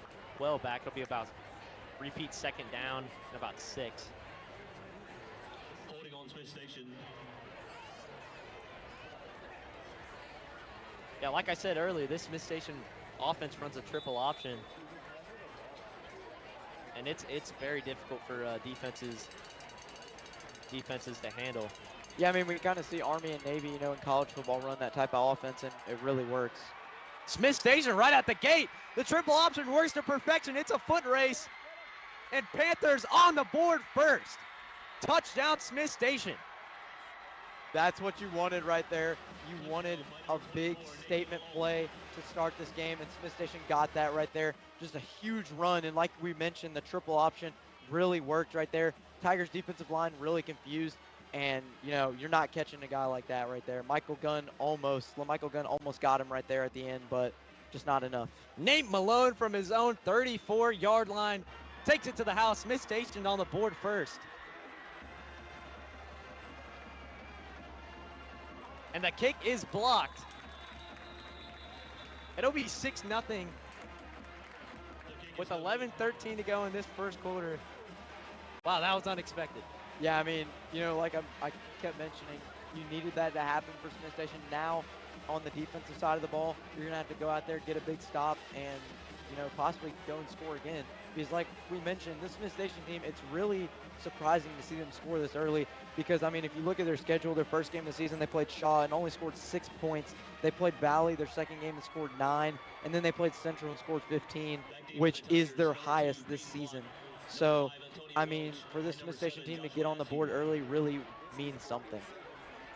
Yeah, that triple option play was right on cue as we were talking about it. Just worked to perfection, found a hole in this defense, and this stout defense that is, this Auburn defense, especially the defensive line has just been really good throughout the season. Really just a bunch of athletes up front for this Tiger defensive line. Yeah, I mean, it's really hard to read that triple option because, you got 2 backs in the backfield back there, and you don't know which one the quarterback's going to hand it off to, so it's really hard to pick up that by the defensive line, and it kind of showed there with Smith Station's long touchdown. Smith Station on the kickoff. That'll be returned right around to the 42-yard line. As the Tigers offense trotting out there for this first series. Led by Jackson Kilgore, the senior quarterback. 10 passing touchdowns on the season. Had a great game last week at Central. I mean, just was able to find his receivers. And he wasn't afraid to throw the ball downfield. I mean, we saw plenty of passes that were perfectly placed in the arms of the receiver. Just a great job by Jackson Kilgore to find his men last week. And let's hope he gets off to a good start again tonight against Smith Station. Kilgore under center with Mapson in the backfield. That'll be Birchfield in motion. It's just going to be a pitch to Mapson for a really good gain. He rumbles close to a first down. He loses the helmet. Yeah, last week we saw, we saw Mapson really not get the ball as much in the middle part of the game. Auburn kind of went to that passing game most of the game against a good Central secondary. And Kilgore with a screen to Askew, and Askew's got room. He makes a man miss down to the 35-yard line. Really nice play call there from the Tigers. Just a screen play right on cue. Looked like had a triple stack down to the bottom of the screen. Yeah, Askew had a really good game last week with a few catches, and just a great game by the receiving corps overall last week. It'll be a catch from Birchfield, and he'll get pushed out around the 27-yard line. My player spotlight from this week's AHSAA Countdown. You did mention that. You said that Auburn would go to the tight end game a little more here tonight, and so far they have. Birchfield's been in the game. It'll be Kilgore with Mapson in the backfield, looking like a shotgun formation. Birchfield, the man in motion. Fake the pitch to Mapson. He's going to look to the end zone. He's got a man. Touchdown, Joshua Askew. Tigers on the board. Yeah, big touchdown there from Joshua Askew. I mean, like I mentioned last week, had a few catches, and we've seen him do that all season. This is one of the fastest receivers I've seen in high school level. And this guy right here just been able to find open coverage and breaks that coverage easy for a touchdown. Jackson Kilgore with a strike over the middle of the field. That was just too easy as Joshua Askew just burned right by the corner. That'll be Daniels on the kick. That's what you wanted from Auburn there, to come back and answer after Smith Station got that touchdown. So good job by the Tigers for their offense to go down the field really quick and get a touchdown. Yeah, and Daniels splits the uprights. Tigers take a 1-point lead here with just under 10 minutes to go. Reese, what was good for the Tigers offense in that series? I mean, like I mentioned, Kilgore last week was able to find, his open guys easily, and right there, Askew got a lot of separation on that pass play and was just able to easily run into the end zone. And I think right there, that just shows that the Tigers aren't afraid to throw the ball tonight, and they're going to use that pass game again like they did against the Red Devils last week. It'll be Daniels on the kickoff again. Back deep for the Panthers, number 1, Devin Parham. It'll be interesting to see how Coach Goolsby and this Tigers defense respond to that shock of a touchdown from the Panthers in that first drive. But, I mean, we saw last year, we saw Smith Station go out to an early lead. They scored 8 actually in the first quarter, and it was kind of a shock, but then Auburn, locked in and was able to just blow them out. An absolute bomb there from Joseph Daniel to the back of the end zone. It'll be a touchback as this Tiger defense trying back out there for a second try. Yeah, you want the Tigers defensive line to kind of lock in here. Yeah, we're going to get a quick live look into another huge region matchup between Central and Carver. Yeah, these two teams, you know, Central Auburn beat them last week, but still number 2 in the state, and Carver, you know, they coming off of a tough loss as well to Enterprise. So we'll see what is going to be in store for that game later. Thomas was showing under center look, but they're going to go back right to the triple option. They're going to hand it off. And it's going to be a nice gain there by Devin Parham. I mean, it's got to be tricky for a defense to figure out the triple option. Yeah, I mean, like I mentioned earlier, you saw it's kind of tough to read because you got 2 backs on each side. And, I mean, if you look, it's kind of hard to read due to the fact that one back could go the one way and the other back goes the other way. That's why we got the touchdown earlier. Thomas under center this time. Gonna hand it off. And nothing doing there for the Panthers. Looks like Cam Creighton and some help from others. Yeah, Jackson Lovern in there with Cam Creighton for a tackle. Lovern leading this team with almost 12 tackles per game. Really just as a huge captain in the middle of that defense. Yeah, Jackson Lovern had a great game last week, getting that 4th and 1 stop. That was very crucial for the Tigers. Mike Gunn just almost intercepted that ball. He read it beautifully, but it was a little underthrown even for the defense. And the Panthers punt team is going to come out here on this 4th and 6. That's what you want to see from the Tigers there, get a stop and, you know, get your offense back out on the field and just score really quick again. It is going to be Plott in the return game. He's, as we know, he is scary for a opposing team in either kick return or punt return. He finds open field. He's dangerous. Yeah, he's had a few punt returns called back this year due to holdings or blocking the backs. He's one of those receivers from this just stout wide receiver room that the Tigers have this year that's just having an outstanding season. Yeah, I mean, like I said, Askew, one of the fastest guys I've seen. Also, Antonio Welch, a very fast receiver. And then Plott, you know, also up there with Askew. So just a very great wide receiving core. And it's really shown this season with the way Kilgore's been able to find them. Yeah, Nate Plott had a huge week last week with 156 receiving yards and 2 touchdowns. He just had a great game. Omar Mapson on the carry. He's going to find a hole. And he gets first down. He breaks a bunch of tackles down to the 30-yard line. Yeah, good run there by Omar.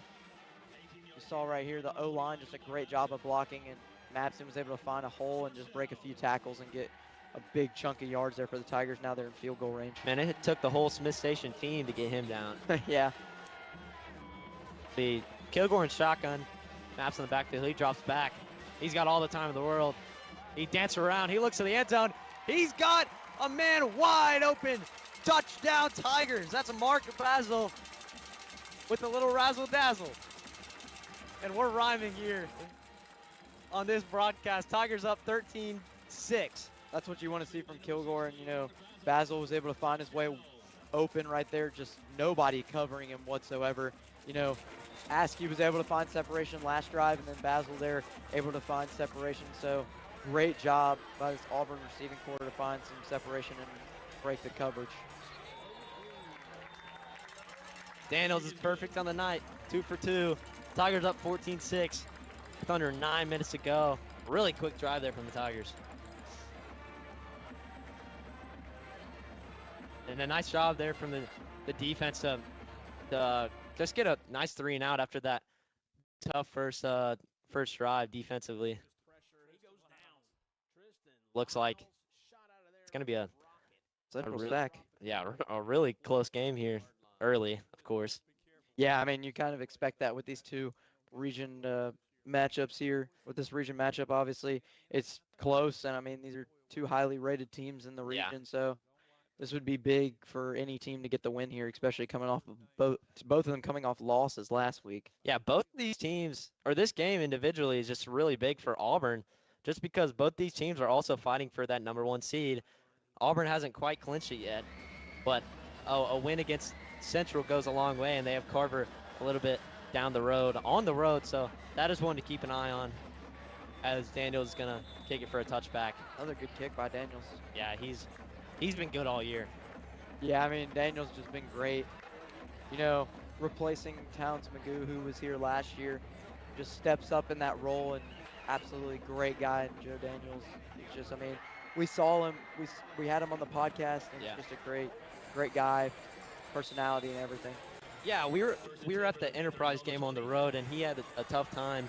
Not necessarily his fault, but the Enterprise defense was getting after his kicks, and he's just really disciplined, and he didn't really break down or anything. He had a great couple weeks, and last week he had a great week against Central. I mean, he's just a great player. And Cohen Thomas going down. That's Caleb Pitts ripping him down in the backfield. Yeah, Caleb Pitts having a great senior season, and I mean, just showing right here as he's able to read this triple option perfectly. You know, the quarterback was going to take that himself, and Pitts just read that perfectly.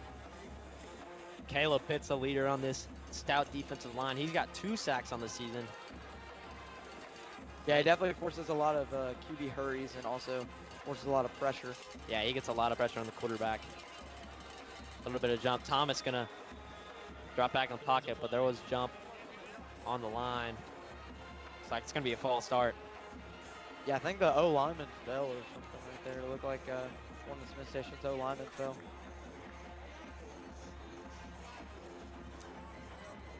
So the Panthers gonna get backed up to their 10-yard line.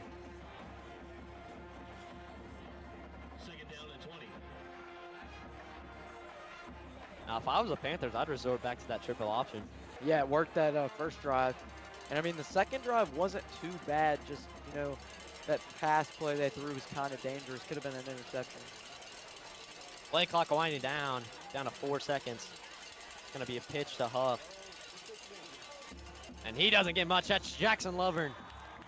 A nice tackle there in open field. A senior leader there in the linebacker room.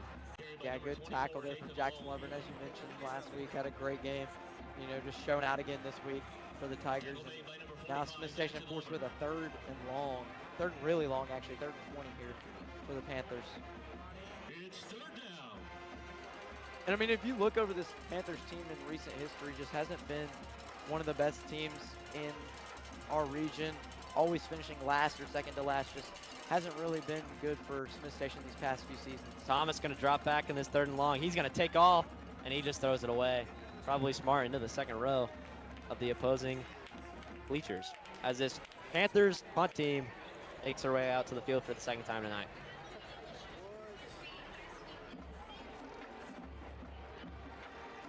Another nice defensive series there from the Tigers. Back to punt. Number 84, Ethan Monta.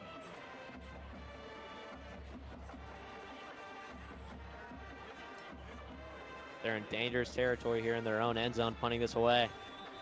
There's a flag on the play. Looks like it's going to be a false start again. They're getting backed up even more into their end zone. That might be like the 1.5 yard line there, I believe.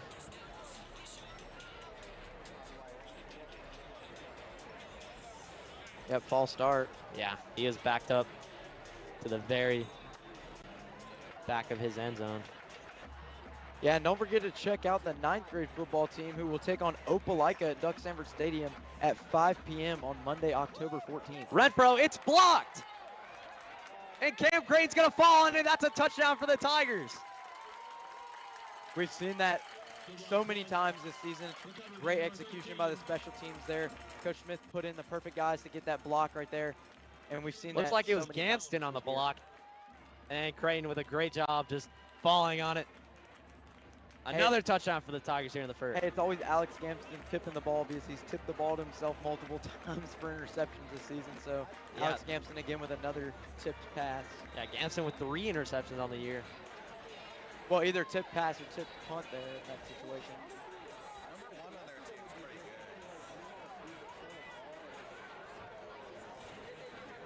That'll be Daniels out there again. Talking about Gampson, he was supposed to be on that play. He spread it back out there. That's a good job there by the Tigers, though.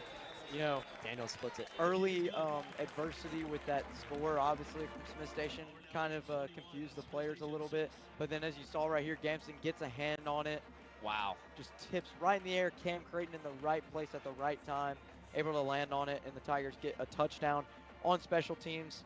So just a great job by this Tigers team to keep scoring 21-6 now. And it's not even the end of the first quarter.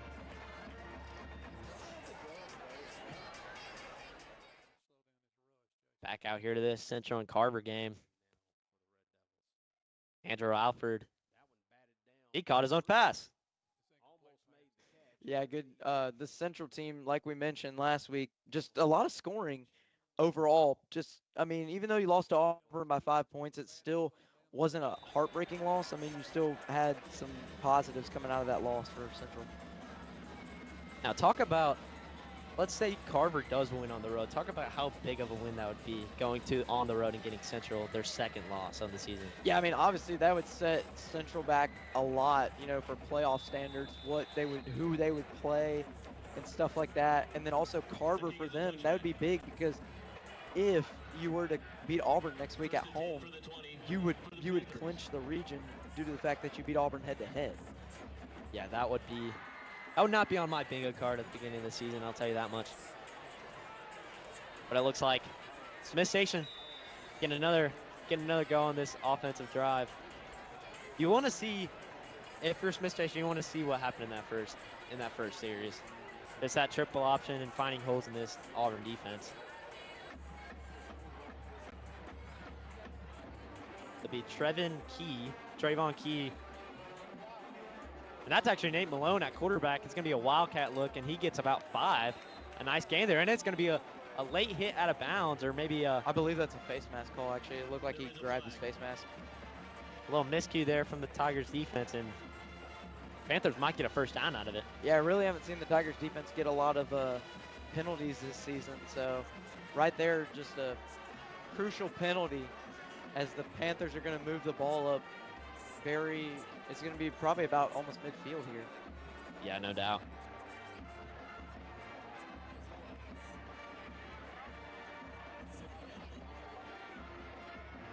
Yeah, so Panthers will have a first down. Yeah, it was face mask, like I said there. You know, we really don't see Auburn get a lot of penalties on the defensive side of the ball, but right there is just one of those times that you're going to get it. And hopefully the Tigers can stop them and force a punt. Interesting look here from the Panthers. It's going to be a handoff right at the middle, and he is stuffed by Michael Foster and company. Jackson Lovern, and looks like, yeah, it looked like a fullback dive there by Smith Station. I've seen that play a few times from some teams in the college level, like Army and Navy. They do the fullback dive a lot. Looked like Smith Station tried to run it there, but this Tigers defensive line, you're not going to get that play right there with. Yeah, it's interesting. The Panthers are really trying to attack head on with the best. I mean, the best the room on this defense. Yeah, for the Tigers. Be Thomas under center again. It's going to be fake the pitch. That'll be Tilley with the short gain. It'll be third down. Number 17, Aiden Tilley on the carry. Tackled by number 6, Cortez Cooks. Panthers trying to switch up the looks and the men in motion. It worked in the first series. We haven't seen Smith Station throw the ball deep at all, and I would like to see that here from them on this third long. Tigers secondary, very talented. It'll be Key in the backfield again. Thomas gonna, that's Caleb Pitts with his second tackle for loss on the night. This time it's a sack. Another sack from Caleb Pitts tonight, so just a good job by him on that edge right there. You know, obviously that offensive lineman there cannot hold Caleb Pitts, just a strong guy in Caleb Pitts, so good sack again for Mr. Pitts. Not many in the nation can hold Caleb Pitts. The Appalachian State commit. And the punt team for the Panthers will be out for the third time tonight. A high snap. Almost blocked again. Blot on the return. He's going to run around one defender. He's got room to the 30. And he's pushed out of bounds right at the 12-yard line. Good job there from Peyton Plott to get another big return. Like we mentioned earlier, Peyton Plott, a very dangerous returner, and he proved it right here, getting to the 12-yard line. after that ball was behind Auburn territory. Yeah, Lovren almost got a hand up there and blocked it again. And wow. Actually, it'll be the 17-yard line. No, I'm sorry, 10-yard line.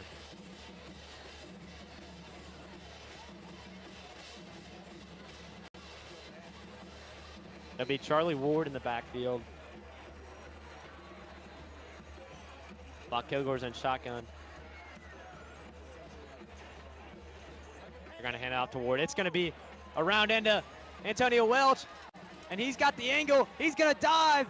Touchdown, Auburn. Antonio Welch from the 10.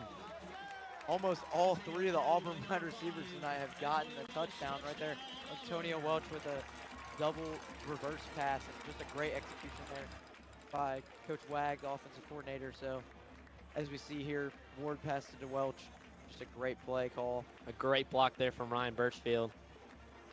It's just a great time play call there from Coach Wag. Yeah, this Tigers team, I mean, just after that early, miscue, letting Smith Station score, has locked in, and now it's 28-6. Yeah, it seems like in a blink of the eye, score got bad. Joe Daniels 4 for 4 on the night. Yeah, I mean, I don't really know if we'll see him kicking many field goals tonight, especially with the way Auburn's been able to move the ball.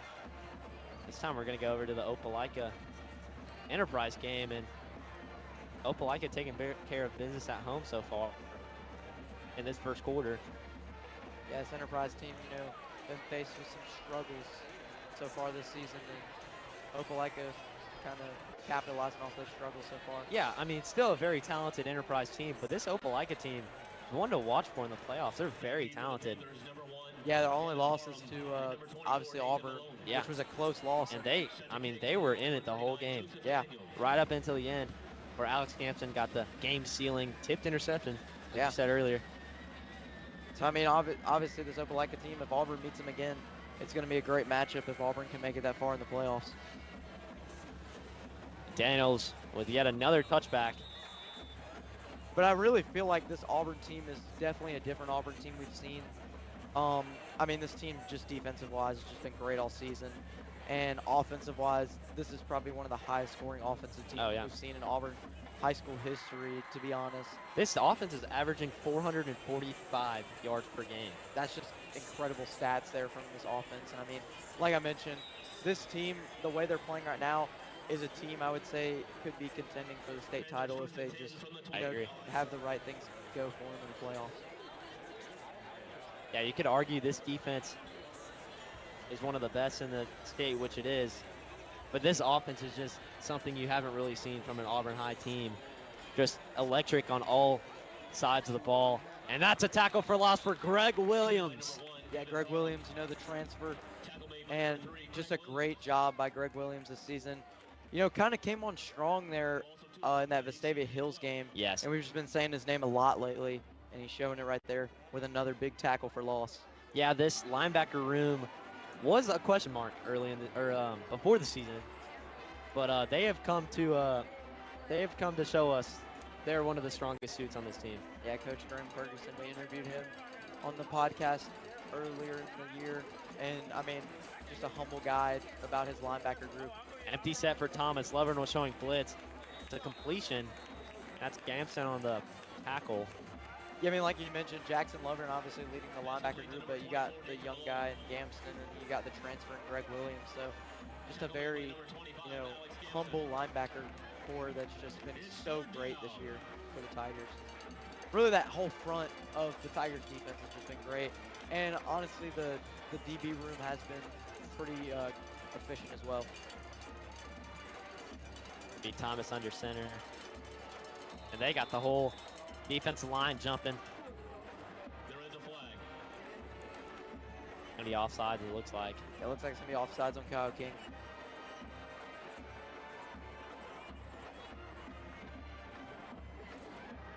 A lot of penalties in this one so far.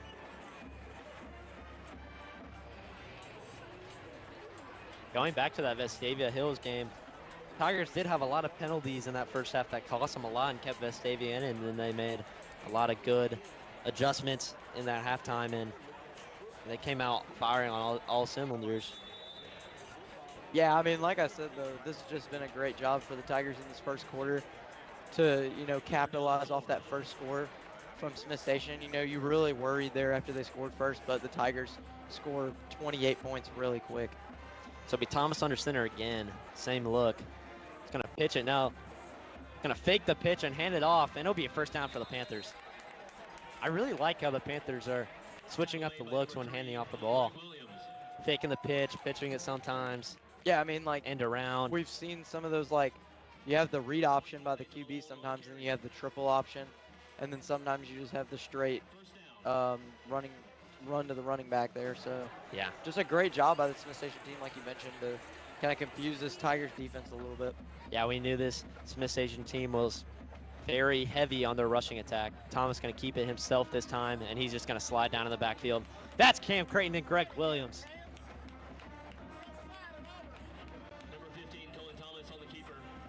Yeah, this has been a very long first quarter, actually. I mean, 28-6, and it's not even the end of the first quarter.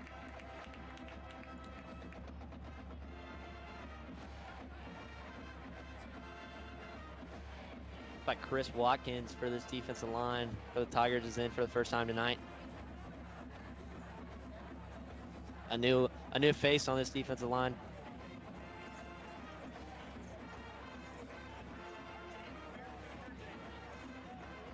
Thomas showing that same look under center. And it's going to be a delay game, it looks like. Clock went all the way down to 0. Panthers had no idea. Yeah, Smith Station just can't get the ball off in time there. That's. Look, they might have been able to get the timeout actually. Looks like Panthers are coming off the field. A little confusion here from the Smith Station sideline. Nah. Yeah, I think the offense thought they had a timeout. Yeah, and right there, just a big mistake, like I mentioned, for Smith Station. You can't get those delay games, especially. You're down 28-6, only down 3 scores, so Smith Station's going to need to do something. Yeah. So that's going to hurt there with that big loss. Thomas going to throw it this time, and it's complete over the middle. A nice catch there. That's Devin Parham. And they have about 2nd and 11. 3rd and 11. My apologies. Panthers back in that triple option look. With 2 backs to the side of Thomas and Jalen Huff behind them. It looks like it's going to be another false start.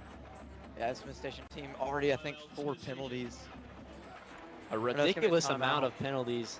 It was a timeout, but still a ridiculous amount of penalties in this first quarter of play for both these teams, honestly.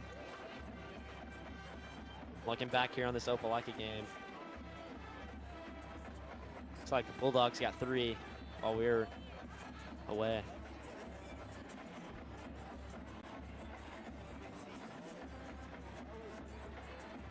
Yeah, I mean, this Opelika team just really been, they've just really been incredible this season. You know, transition in head coaches in the offseason, and just a great job by this Opelika team to make that. Opelika almost just blocked that punt, just like Alex Hampson did moments ago.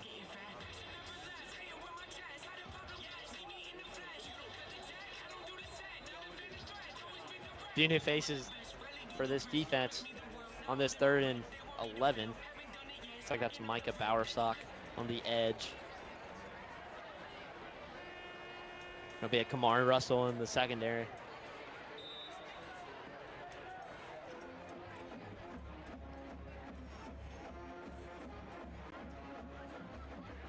Thomas gonna keep it himself. Caleb Pitts getting after him in the backfield. Caleb Pitts just living in the backfield tonight. That's another sack for Caleb Pitts there. His 3rd.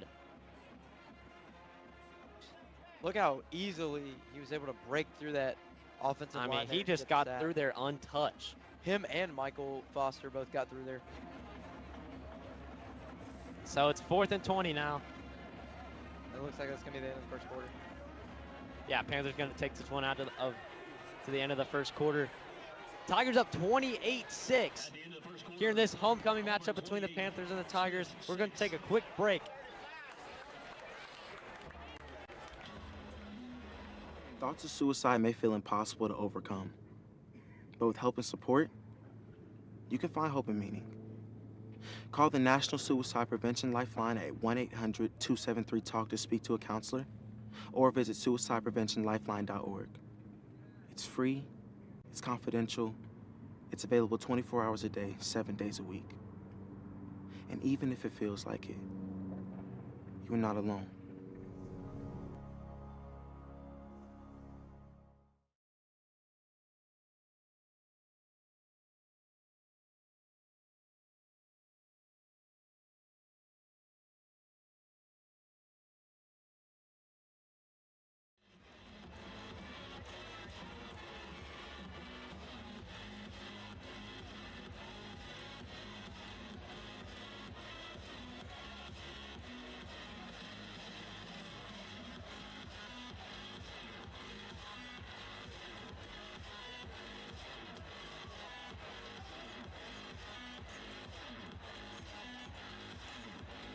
Welcome back to Duck Sanford Stadium for this second quarter of play as the Tigers are up 28-6.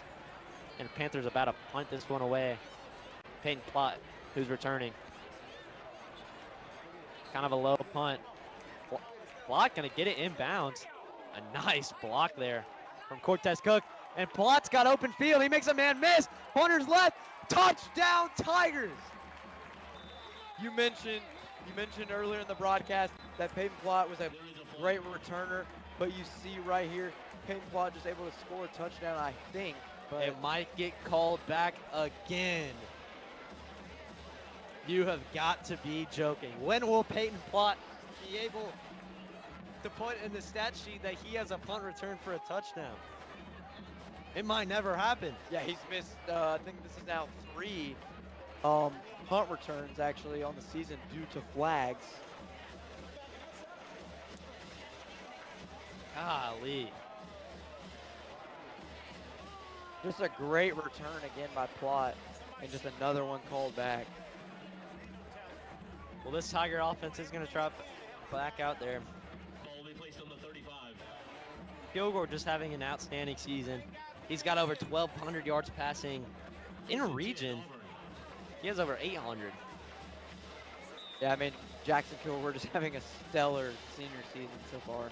It'll be Birchfield in motion, and then they're going to get Plott in motion. They're just going to hand off to Maps, and it's going to be a flea flicker. Kilgore downfield. He's got a man. That's Cash Reef, and he drops it. Right in his hands. An absolute dot from Kilgore. And he can't hold on to it. Yeah, right there, you know, you got to come up with that ball if you're Cash Reef, and just a big miscue from the Auburn receiving corps. Don't see that very much, but Cash Reef, I feel like, will learn from that mistake, and he probably will come out and make a big play. Yeah, no doubt. It's good that this is a game that, I mean, it's already kind of put away, if we're being honest, 28-6. It's going to be a handoff to Payne Plott, but actually Kilgore's going to keep it with a stiff arm, and he gets a few more yards than he probably should have. With a nice move for about 6, and it'll be third down. They're going high tempo here. Yeah, the Tigers, I don't think, the Tigers might have like every drive. It might be like they're going to give it to second Mapson. drive, not a minute drive. Mapson, stiff arm, mean stiff arm, and he crosses midfield. It'll be a first down. I like the all blue uniforms. Kind of off topic. Yeah, no, I mean, these all blue uniforms just looking great on the Tigers. First time we've seen them this year. Kilgore, hand out to Mapson again. And Mapson is met by a Panthers defender right at the 50-yard line. It's going to be another penalty. No, it's going to be timeout. Yeah, you're right. The stoppage of play, the amount of stoppage of play in this game is kind of ridiculous. Yeah, like I mentioned earlier, the time of possession for both teams has just probably been really short. Central getting on the board. They're tying this one up, it looks like. That's good for Central because now it'll be tied up with Carver. We'll see.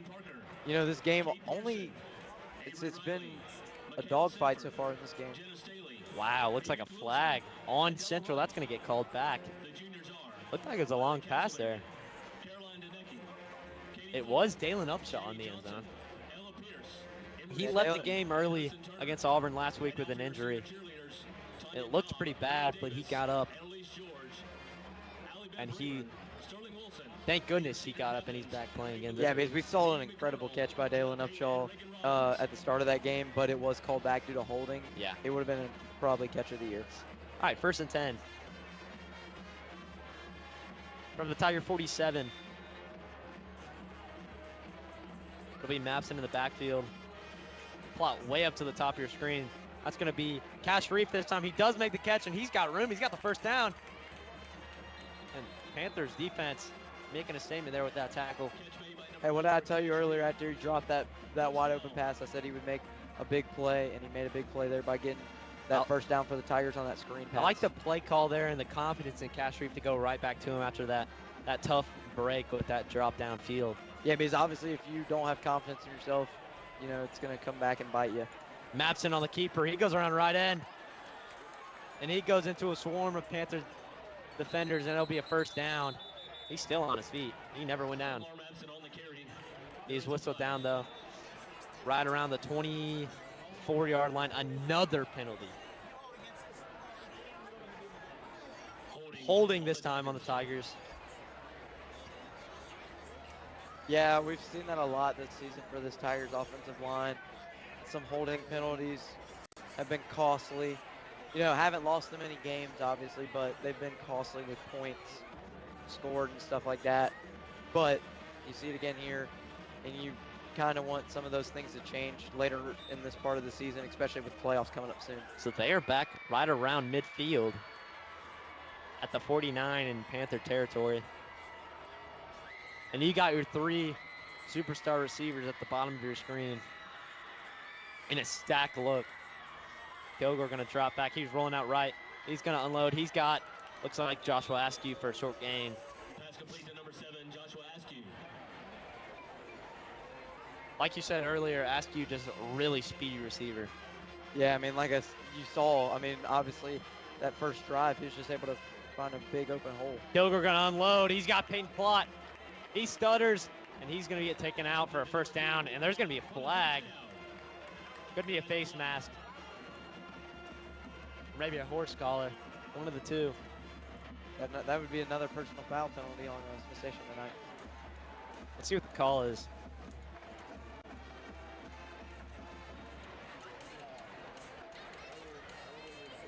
Got to be face mask on the Panthers.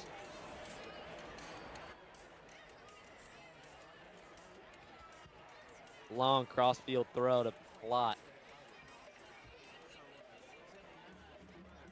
I don't know if I saw a face mask there. Yeah, I don't know.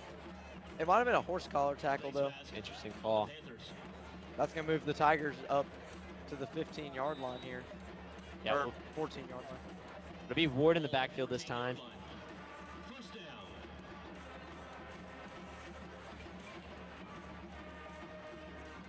Kilgore going to unload. That's the sophomore B.J. Collins, and he walks in the end zone. Touchdown, Tigers. Another Auburn receiver that Kilgore's been able to find tonight. It's a great score by the Tigers now, 34-6. After a long drive of penalties and big play and penalty to call it back and over, Tigers find the end zone to B.J. Collins, his first of the season. Yeah, I mean, obviously, you know, with the way this game's played out so far, you're going to have some of these reserves come in the second quarter, so It's time going to be Oliver Harmon at kicker after Joe Daniel had touchback after touchback and perfect from the PAT area. Harmon's good, and it's 35-6 Tigers here in this second quarter of play, this homecoming matchup. Looking back on this Centric game, that touchdown from Dalen Upshaw got called back. And now they didn't Carver score. has the ball back. Yeah, they didn't score, so that's a huge penalty. Really athletic team here for the Carver, and he finds a man streaking down the sideline or down the hash. Carver moving the ball. Yeah, this Carver team has been great all season. You know, like we mentioned, a tough loss to Enterprise last week, but still a team to look out for in this tough region that Auburn has. It will be Daniels back for kickoff.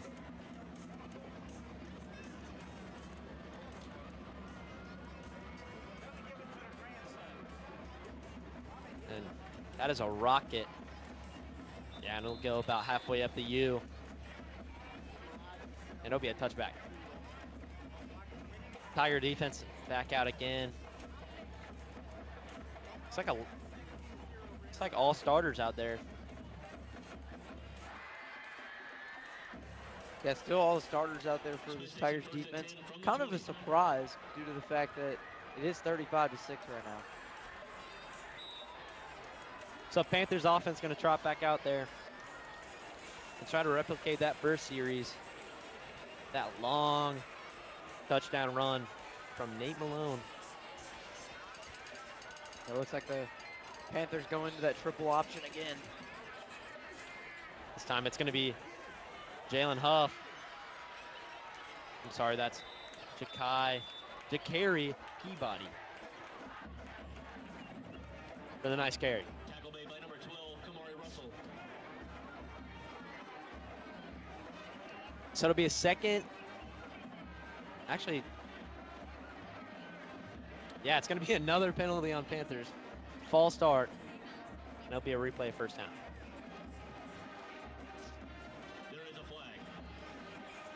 Yeah, just another costly penalty for the Smith Station team. So again, getting deep into their territory and just not very good.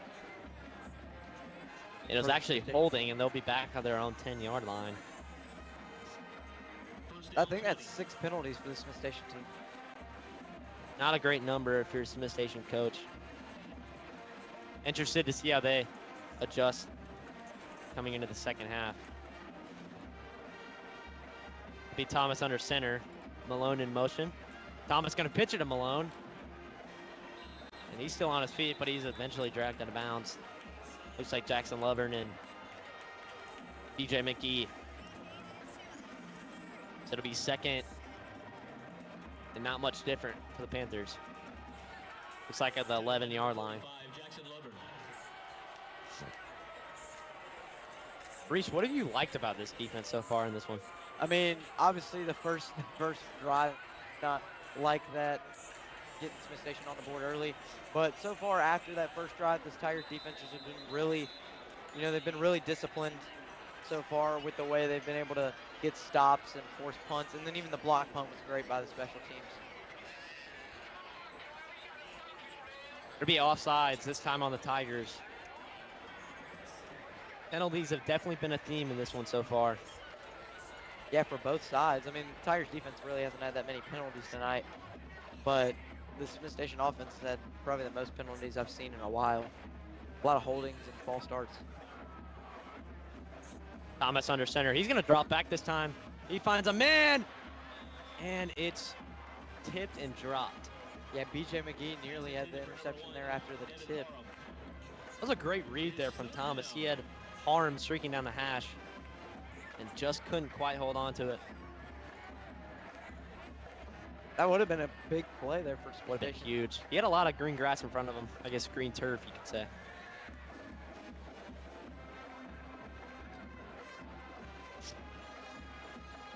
So Thomas, looks like it'll be an empty set. 3rd and 14 now. From their own 16-yard line. And now is this the time if Smith Station misses this here? Is this the time you go for it? Thomas looks downfield, almost intercepted there. That's Cortez Cooks. Just out of reach for the sophomore defensive back. Pass intended for number 24, Nathan Malone. Yeah, now it looks like Smith Station going to bring out the punt team again. Yeah, punt team's got a lot of action here for the Panthers tonight. Not necessarily all the way in his end zone, but he's pretty close. Yeah, and we've seen one block tonight, one almost blocked, and will we see another one either blocked or maybe a good kick here for Smith Station? Be Renfro for the punter, almost blocked again. Watt is just going to be taken out of bounds right around the 44 of the Auburn territory. Pretty good, pretty decent change of field position there from Panthers, considering where they were. Yeah, but you're still giving this Tigers offense the ball at about, looks like about the 44-yard line. I'm not saying Auburn doesn't have great field position. I'm saying from where they were. It's pretty good. Pretty decent punt, I'll say. And it looks like Jackson Kilgore's still out there.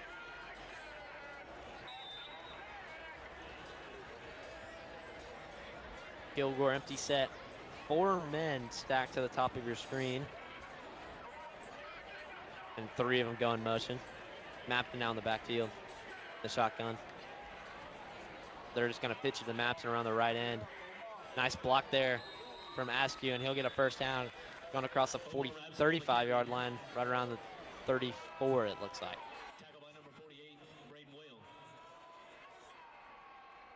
That was a good job by Mapson. We haven't really seen him a lot, you know, tonight get those big gains like he usually does. I think some of these coaches are trying to limit his usage. Kilgore got all the time in the world. He's dancing around back there. He rolls out right. He's going to pump fake, and he's just going to throw it out of bounds. Really good job there from the offensive line, giving Jackson Kilgore time to just go through every single one of his reads. That is just a really talented offensive line. Yeah, I mean, we've seen it so far this year, been able to make holes for the running back, Omar Mapson, and obviously been able to limit the pressure. And off the Mapson right up the middle. He's got a hole. And he'll be taken down right around the 27-yard line. A little bit short of first down. It'll be third down for the Tigers offense.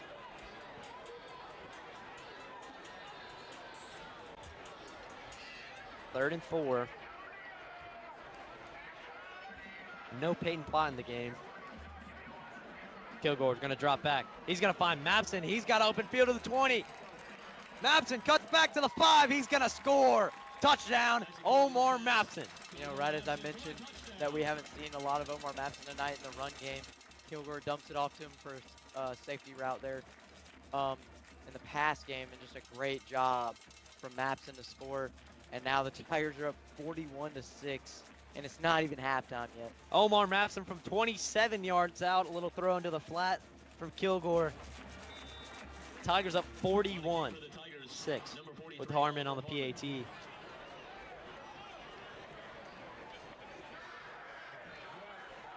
He was good from his first attempt. It looks like he's good for his second. It's 42-6 Tigers with 6:34 to go in this first half of play here in the homecoming game. Taking a look back here at this Carver Central game.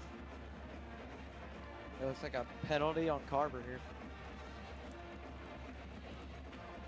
Yeah, going back to that last drive that we saw, Carver actually didn't score on that series. Central got the ball back. That looks like been a defensive game, I guess, between these two teams. No doubt.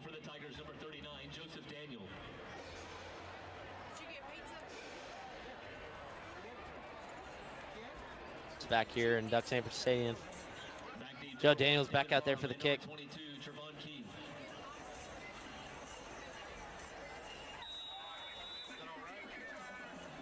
We return from the Panthers on the first kickoff, and not much after. Actually, in fact, a touchback every single time after. So Daniel's doing a really good job on kickoffs.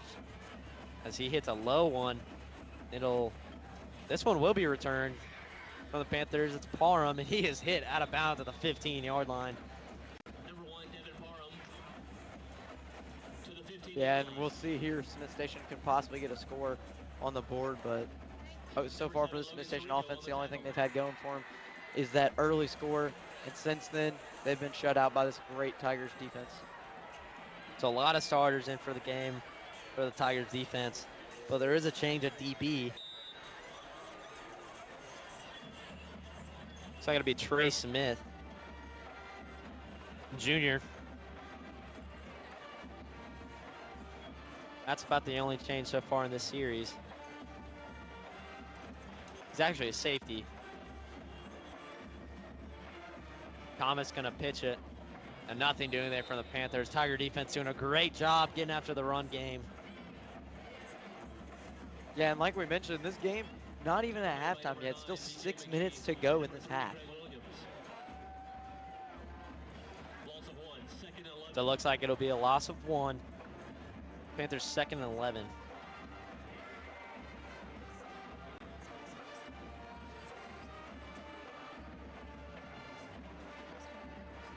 Panthers had their back to the end zone a lot recently, it feels like, on offense.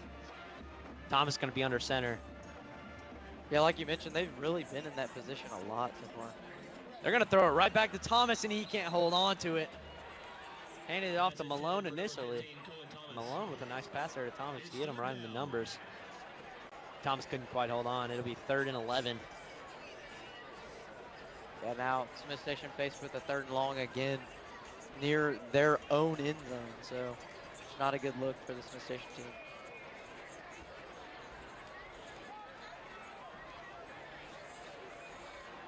Thomas under center, it looks like. Key in the backfield once again. I haven't seen much of Jalen Huff. Their key back. Thomas gonna pitch it off to Malone, and he is close to the first down. Looks like he got to the, maybe it's like a 4th and 5 possibly. He might have gotten about 6 yards. DJ McGee credited the tackle. Looks like Panthers are just gonna punt it away. 4th and 4. Plot back there again. He's got another shot at it. Touchback or a touchdown. Punt return called back earlier. Not a great punt there from the Panthers. It's just going to go out of bounds right around the 35, 34 yard line. Auburn going to get the ball in great field position again. Kick goes out of bounds at the 32-yard line. 1st and 10 for the Tigers. The Tiger offense back out there. The Tiger going to spot it right at the 32, actually. Didn't go as far as I thought. Kilgore is going to trot back out there. Looks like they're going to take Antonio Welch out for Cash Reef. It's nice when you have so many options in that wide receiver room. There's so many weapons.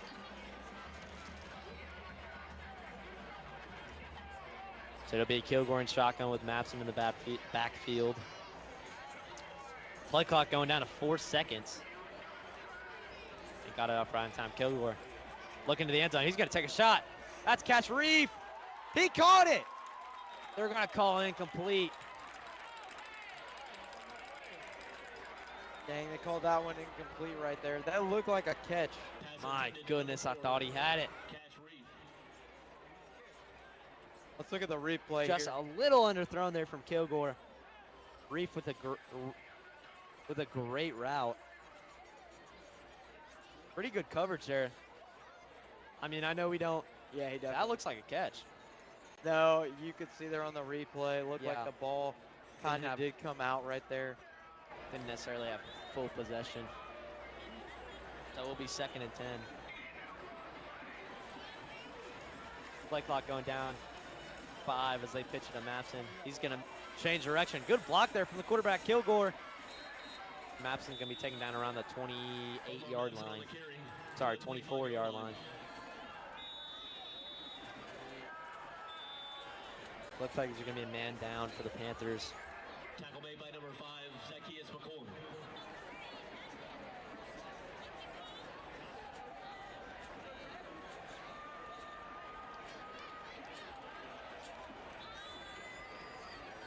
Another 3rd down here for the Tiger offense. Yeah, if this Tigers team scores here, I kind of wouldn't be surprised to see Crawford Lothridge come in the game. That is backup QB Carver. Gonna take a shot. Almost a touchdown. That would have been big for this Carver team. Going up 2 scores right before the half would be pretty big. I personally had Central in this one. At Central, you know, we would think they would be aggressive after coming off the loss to Auburn last week, but so far Central has not really been that aggressive. I mean, their defense has looked decent, but their offense, you know, got stopped there on that penalty that basically killed their drive. Oh no. My goodness, that could have been trouble there for Carver. 3rd down 2. Looks like it's gonna be a 3rd and 2 for the Tigers. Maps in the backfield once again. Peyton Plott, the lone receiver to the top. They're just going to hand off to Mapson. Right over the middle to the 10. Mapson's going to walk into the end zone. Touchdown, Omar Mapson, his second of the night. Big touchdown there again. You know, I feel like every time I mention a player that hasn't done something during a game, they always do. And Omar Mapson gets 2 touchdowns in back-to-back drives. Just a great job by Omar Mapson. Now the Tigers up 48-6. Omar Mapson from 24 yards out. Just a great run there from the junior running back, who's having just a phenomenal year in the backfield for the Tigers. Harmon to kick again. He's 2 for 2. And now make it 3 for 3. Tigers up 49-6 here with 4 minutes and 20 seconds left in this homecoming matchup.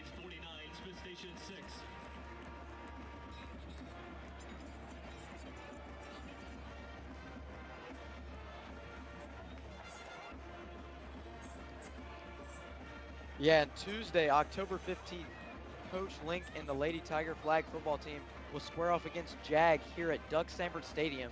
Varsity will kick off at 5:30 p.m. and junior varsity is scheduled for 6:30 p.m. Back deep, number 1, Devin Parham. Number 22, Trayvon Key. Daniels on the kick once again.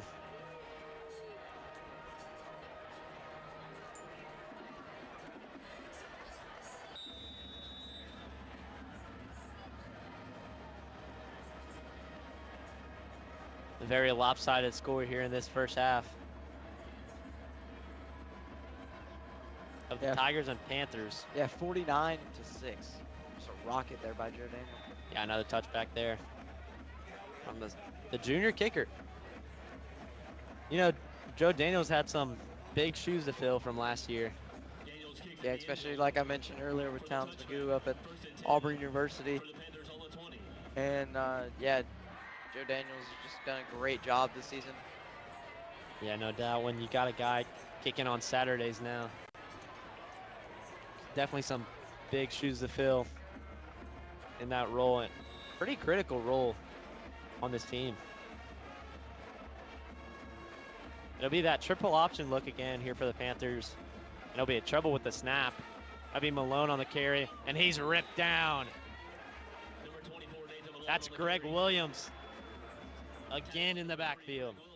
Called his name a lot tonight, along with others. Yeah, I'm pretty sure that's another, I think it's 3 tackles for loss for Greg Williams tonight. And good sportsmanship after that. And on a little, yeah, I mean, obviously, you know, shoulder pads. Obviously, you know, Smith Station's team demoralized right now with the way the game is going. And, you know, got to kind of cheer their guys up a little bit. Thomas under center again. Just going to hand it off and nothing doing. That's Caleb Pitts and Cam Creighton with the stuff. It'll be 3rd and looks like right at the line of scrimmage, maybe 3rd and 9. It's 3rd down.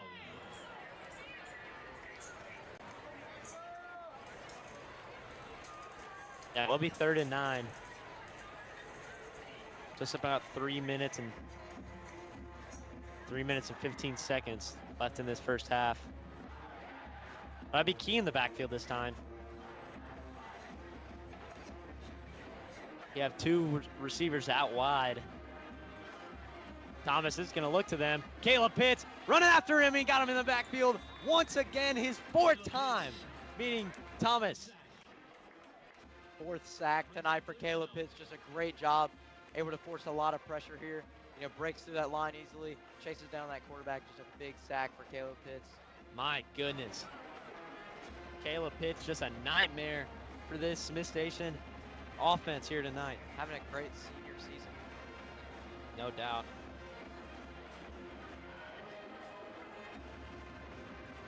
Run for a back to punt again.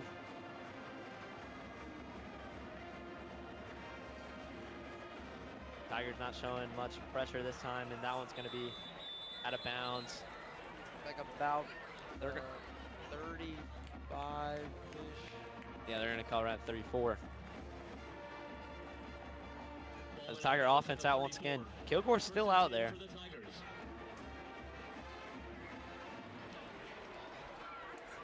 "34-yard line. That's kind of odd since, right now, obviously the Tigers are up 49-6. Looks like Charlie Ward in the backfield, and you got Askew and Welch to the bottom of your screen. They're going to pitch it out to Ward.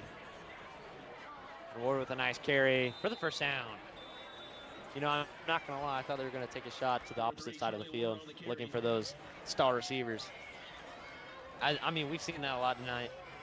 Kilgore just dropping back with ease, not having much pressure in him on him.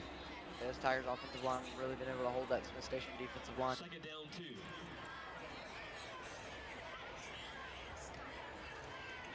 Going to be a screen to Reef, actually, and he spin moved to the 10, to the 5. What a move by Cash Reef. That's a touchdown for the Tigers. Cash Reef missed 2 touchdowns, actually. He missed on that deep pass and then missed earlier after it was called back when he also dropped the pass. But right here, makes a big play. Oh, my goodness. Able to score. He slipped by the whole defense. He found some open field. What a play there from Cash Reef. Now the Tigers up 55-6, and it's not even halftime yet. Harmon back to kick once again. Holy cow. What a play there from Cash Reef. The kick is good. Harmon splits the uprights with right under 1 minute and 40 seconds to go in this first half between the Panthers and the Tigers. Really quick drives from this Tiger offense recently. Yeah, just a great job from this Tigers offense to be able to score on almost every drive. Actually, I think every drive so far this game. That's been every drive.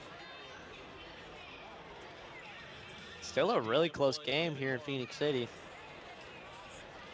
Yep. So now maybe we'll see Central score in the next 2 minutes. We'll see. Looks like this is interesting. It looks like it's a 4th and 9 for Central, for the Red Devils. Oh, okay, it's 1st and 9. I was gonna say, Andrew Alford was still out on the field, and the scoreboard was saying 4th and 9. Would have been a questionable call that deep in their own territory with how close of a game that is. Daniels with a nice boot to the opposite end zone. That'll be yet another touchback. And Thomas in this Panther offense gonna try to get some points right before the end of this first half. Yeah, it looks like the Tigers brought in some of the reserves a little bit more here on defense. Yeah, just filtering little by little.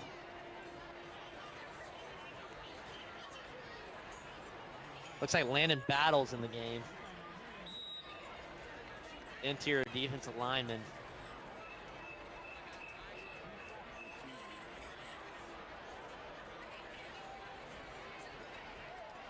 Thomas under center again. Actually, it's not Thomas. That's Hunter Whale. I think Thomas went down after that big hit from Caleb Pitt. Yeah, he did. He looked like he was shaking up. And Whale just going to hand it off. And nothing doing for Trayvon Key. Another penalty. Yeah, I believe it's going to be a face mask call, I think, on the Tigers here. Yep, face mask. Good call there. Number 22, from you. Trayvon Key on the carry. There is a flag.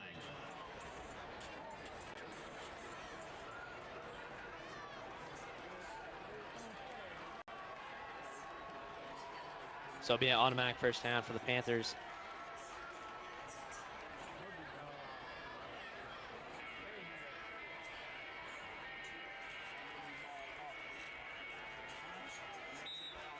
Panthers up to the 35-yard line. Best field position they've had in a long time. Again, in their own territory.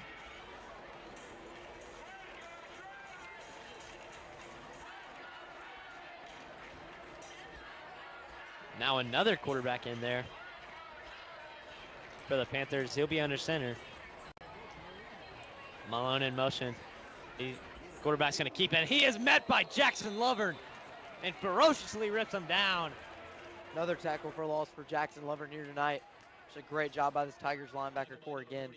First we've seen Greg Williams, and then now Jackson Lovern getting there a little bit more. Yeah, Travis Barnes' first snap at quarterback tonight was not a pleasant one when you meet Jackson Levern in the backfield.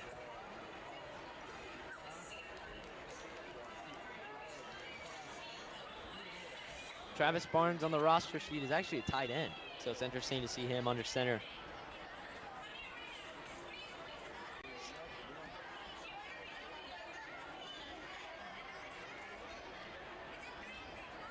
So 2nd and 12 here for the Panthers, and it's going to be a short gain right to about 35. Yeah, it looks like the Panthers might take this one in the half, so yeah, we'll see. Yeah, they got it up to the 37, and it looks like they are just going to wait out for the half. Tigers up 56-6 after an opening drive touchdown from the Panthers. Tigers responded, and they responded well. 56-6 Tigers over the Smith Station Panthers. Don't go away. We'll have the halftime show at the end of this homecoming and Smith Station Panthers band performance.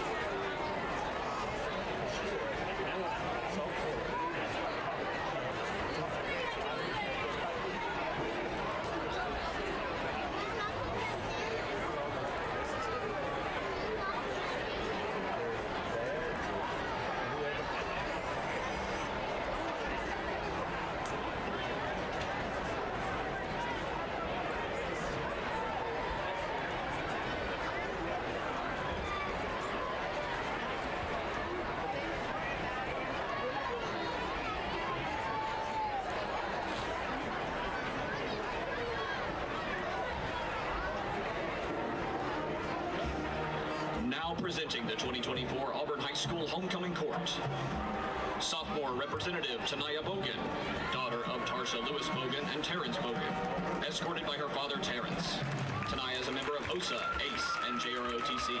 In her free time, she enjoys doing hair, volunteering, and playing brass instruments. Sophomore Representative Kate Cleveland, daughter of Sydney and Blake Cleveland, escorted by her father Blake. Kate is involved in Project Outreach and a member of both Key Club and Spanish Club. In her free time, she enjoys tennis, traveling, and baking. Sophomore Representative Kalia Palmer, daughter of Rinquisha and Brian Palmer, escorted by her father Brian. Kalia is a member of the Auburn High School flag football and track teams and is an MLK ambassador. In her free time, she enjoys spending time with friends and family, baking, and playing sports. Sophomore Representative Della Wright, daughter of Jill and Wade Wright, escorted by her father Wade. Della is a member of the Auburn High School varsity cheer team. In her free time, she enjoys spending time with friends, tumbling, and traveling with family. Junior Representative Camilla Bossman, daughter of Leanne and Francois Bossman, escorted by her father Francois. Camilla is a member of the Auburn High School soccer team and was a member of the state championship tennis team in 2021 and 2023. In her free time, she enjoys playing pickleball, traveling, and giving tennis lessons. Junior Representative Reese Lauren Kelly, daughter of Kenithra and Quinjara Kelly, escorted by her father, Quinjara. Reese is a member of the Auburn High School flag football and softball teams and a student athlete scholar. In her free time, she enjoys reading, visual art, design, and spending time with friends and family. Junior Representative Natalie Schoonover, daughter of Carla and Ryan Schoonover, escorted by her father, Ryan. Natalie is a member of the Auburn High School cross-country and track teams and a Tiger ambassador. In her free time, she enjoys spending time with friends, painting, and traveling. Junior Representative Emery Slocum, daughter of Jim and Rob Slocum, escorted by her father, Rob. Emery is a member of the Auburn High School cheer team, Kindness Club, and Key Club. In her free time, she enjoys traveling, pickleball, attending church, and spending time with friends and family. Senior Representative Izzy Antoine, daughter of Beth and Joseph Antoine, escorted by her father, Joseph. Izzy is a member of the National Honor Society, Design Club, and Key Club. In her free time, she enjoys working out, architecture, and graphic design. Tanila Cobb, Senior Representative, daughter of Tanika Welsh and Demario Cobb, escorted by her father, Demario. Tanila is a member of the Auburn High School cheer team, ACE, and the youth group at New Christian Life Center. In her free time, she enjoys cheer stunts, being a youth mentor, and outdoor exercise. Senior Representative Layla Simmons, daughter of Celesta Henry and Kendall Simmons, escorted by her grandmother, Mary Pearl. Layla is a member of ECNL Elite Club Soccer Team in Birmingham. In her free time, she enjoys gardening, cooking, and volunteering at the Lee County Food Bank. Senior Representative Anna Skipper, daughter of Sarah and Trip Skipper, escorted by her father, Trip. Anna is a member of the National Honor Society, Key Club, and FCCLA. In her free time, she enjoys traveling, spending time with friends and family, and photography. Senior Representative Ellie Kate Warnock, daughter of Taylor McDonald and Alfie Carter, escorted by her father, Alfie. Ellie Kate is a member of the National Honor Society, Key Club, and is an esthetician apprentice. In her free time, she enjoys painting, modeling for Elizabeth Boutique, and spending time with friends and family. And now, the presentation of the 2024 Homecoming Queen. Please welcome to the field Auburn High School Principal, Dr. Shannon Pignato, and the 2023 Homecoming Queen, Trinity Pritchett.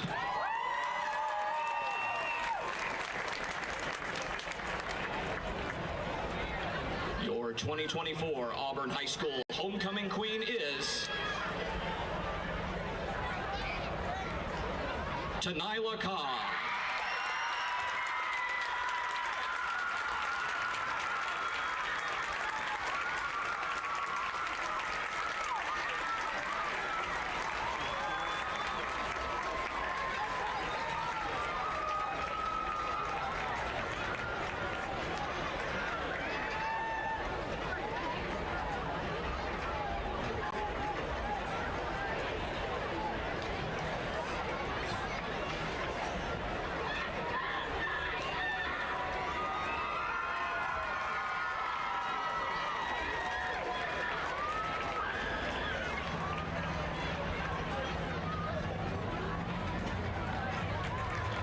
Ladies and gentlemen, your 2024 Homecoming Queen, Tanila Cobb.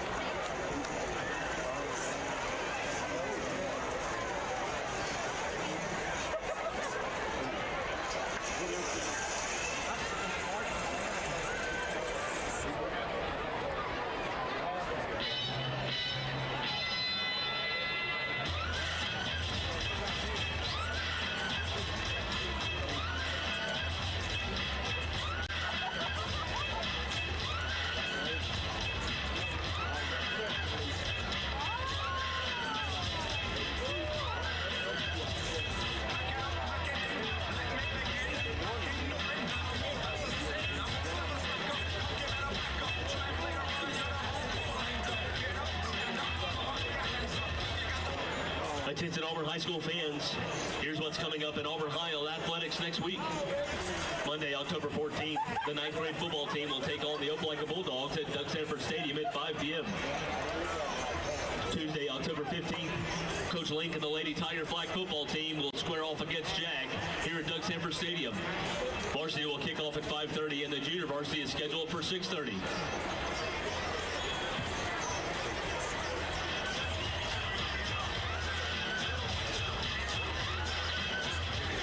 Thursday, October 17th, the Auburn High 8th grade football team will play against the Opelika Bulldogs at Doug Sanford Stadium.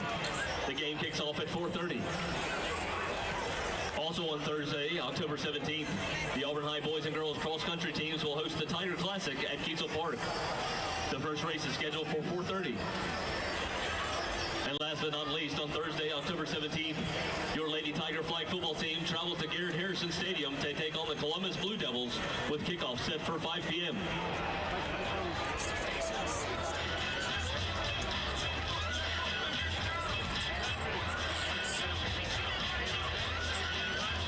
For the latest updates and live broadcast of home events, follow AHS Mass Media on all social media platforms.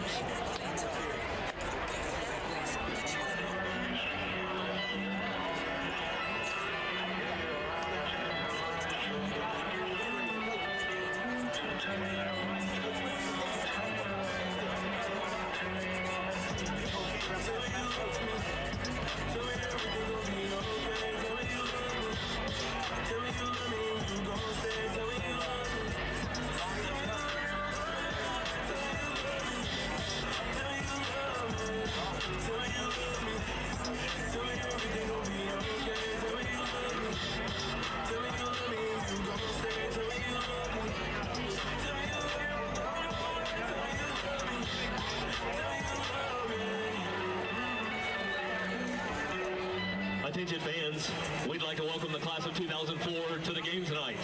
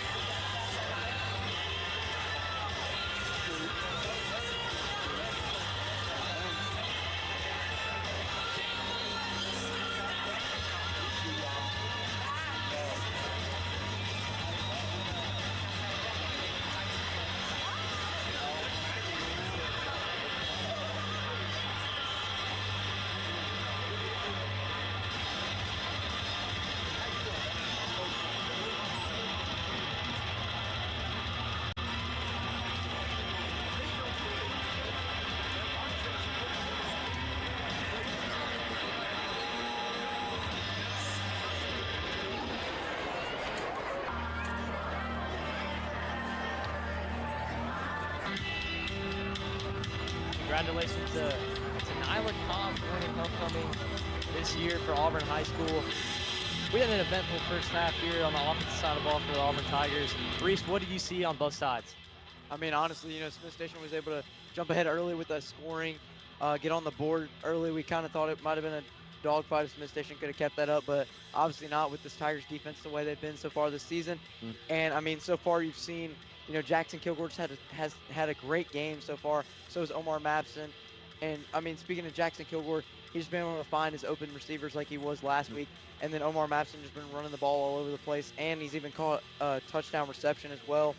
And this Auburn offense has been great to start this game. 56-6 at halftime. We're about to come back from half right now. So just a great job by this Auburn team in that first half. Yeah, I have a feeling we're going to see a lot of second string, third string in this game. Who do you, if there was someone on either side of the ball that's a little bit farther back on the roster sheet here, the depth chart, who would you look out for? I mean, to be honest, I would say probably Crawford Lothridge. Yeah. I mean, just a very key piece to this Tigers offense.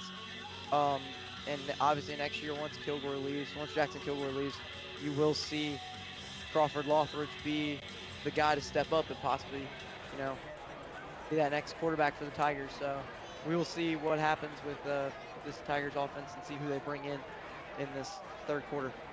Yeah, no doubt. It looks like Tigers will receive the start this third quarter of play here in Duck Sanford Stadium. They've changed the minutes on the quarters down to 10 minutes instead of 12 for a mercy rule. Set to kick for the Panthers, number 84, Ethan Monka. Will be Mock on the kick again. He's only had one other kickoff. Because of there, of course. First drive touchdown. Looks like it's going to find Welch to the 40. He makes a man miss to the 45. Good field position for the Tigers. Yeah, if Auburn scores here, that'd be big for them to go up that. And an interesting look to see Jackson Kilgore in to start the second half. We saw this against Jag, where he came in for just a little bit. I'm wondering if that's the same look we're going to get here in this lopsided affair. Yeah, but still, you would kind of think you would bring in the reserves, especially since it's 56-6. So it'll be shotgun Kilgore. They're just going to hand off to Mapson. And he's got a hole. He's really patient in the backfield. And he misdirects to the 50.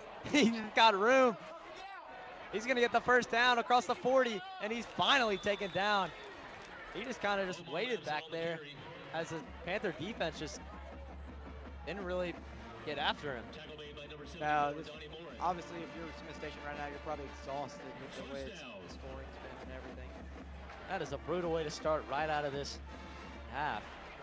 Kilgore gonna hand out to Maps again. He's got a wide open hole to the 25, to the 20, foot race, and he's taken down right to the 10. A nice tackle there. Omar Madison on the carry to the 10-yard line. That's Jericus Wheat. Tackle made by number 3, Jericus Wheat.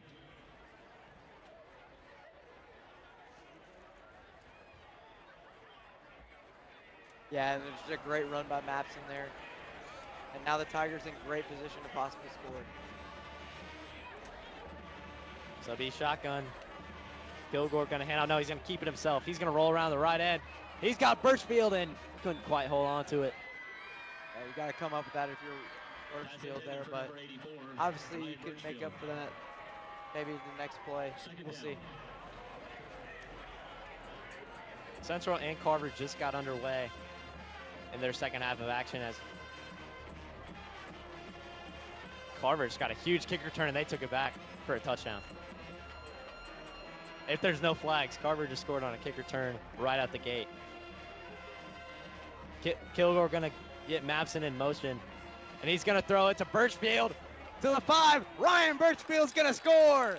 And what did I say? I said you could make it up on the next play, and Ryan Birchfield sure did make it up on the next play right there. My player spotlight of the week on our countdown show, and he's proving that to be true. Touchdown, Ryan Birchfield from 10 yards out. Yeah, now Auburn up 62-6.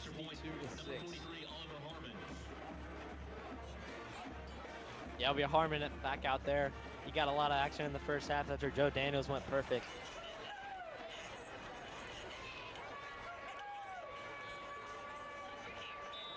Harmon puts it up and through. Tigers up 63-6. Under 9 minutes to go here in this third quarter.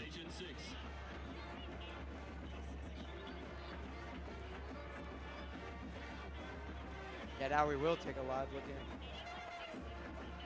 Yeah, so it looked like they took it back all the way to the end zone. It looks like a flag brought them back. Kicking off for the Tigers, number 39. Yeah, I don't believe that was a kick return either. It might have been a big run. Back deep for the Panthers. Number 1, Devin Parham. Number 22, Trevon Keaton.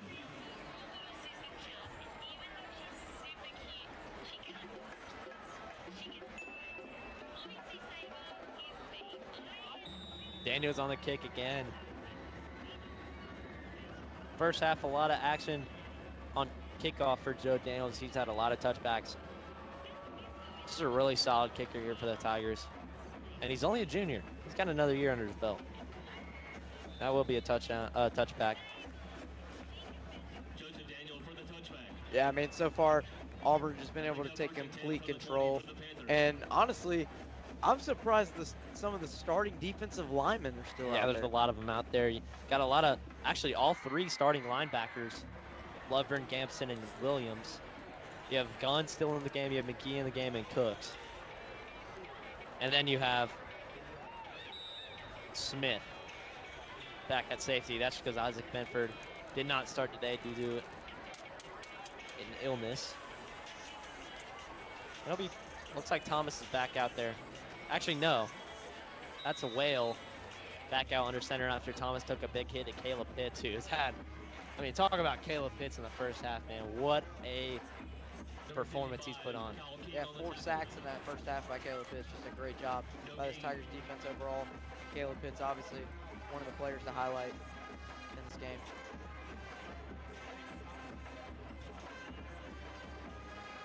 Yeah, you also have Colin King, actually, in the game. Sophomore interior D lineman. And with his brother Kyle King as well. It's going to be a run for the Panthers and not much doing. It'll be 3rd and long coming up. Yeah, another 3rd and long for the Smith Station team. And obviously, they're probably going to punt it if they get stopped on 3rd and long because you're not going to go for it down this much.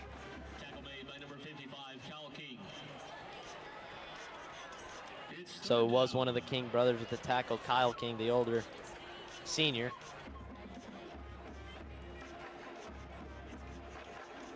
There's a 3rd and 10 for the Panthers. Whale going to be under center. That's E in the backfield. We've seen a lot of action. Be Malone in motion. He's seen that a lot. He will get the pitch this time. Makes a man miss, and he's run out of bounds with a loss of gain. It'll be 4th and about 12 or 13. Tigers with a nice defensive series there. Yeah, now this Tigers offense gets a chance to come back out on the field after this punt.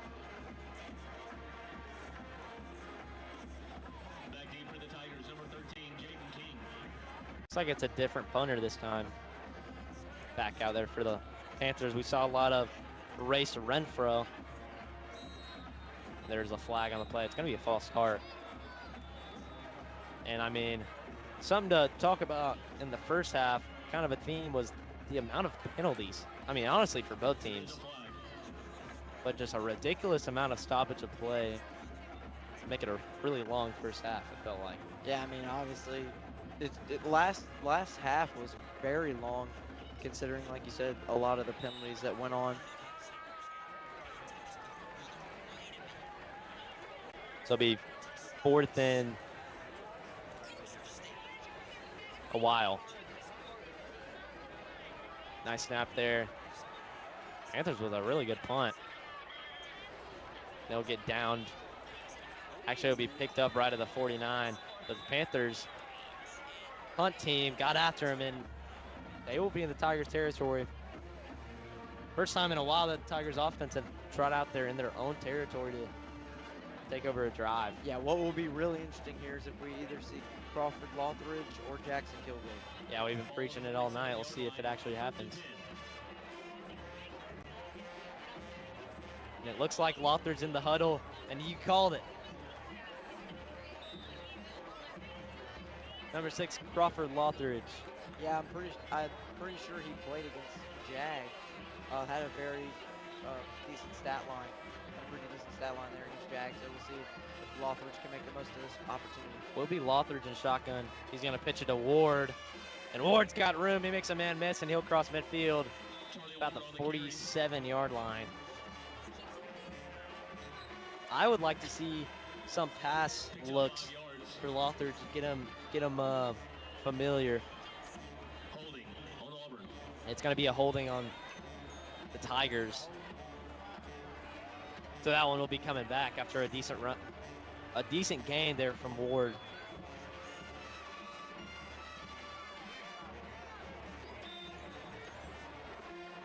So now inside their own 40.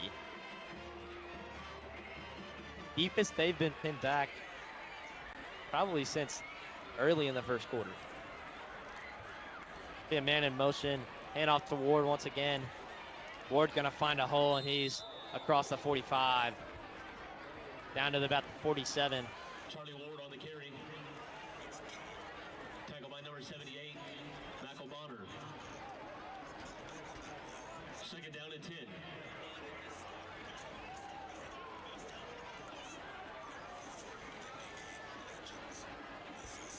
Yeah, now this Tigers offense going to try to get this second and long here, which would put him in great field position again.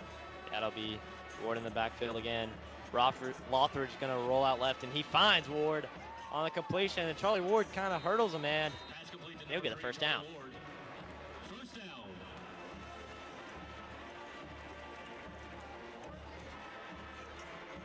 Yeah, this Tigers offense right now, obviously bringing in some of these third, fourth string guys, but great opportunity for some of these guys, you know, to make a name for themselves moving forward. Possibly, you know, if an injury comes up, you can get one of these guys to step up, become a big role player. Yeah, just a great opportunity with about a quarter and a half of play you can work with. That'll be Jaden King with the reception, and he's got a good gain across the 35-yard line, down to about the 33. And we're closing in on a record against these Panthers. The most scored against them was actually this year. Central Phoenix City put 69 on the Panthers. And that was the most ever scored against Smith Station. Tigers only 6 away. A touchdown and a PAT will put them in the record books.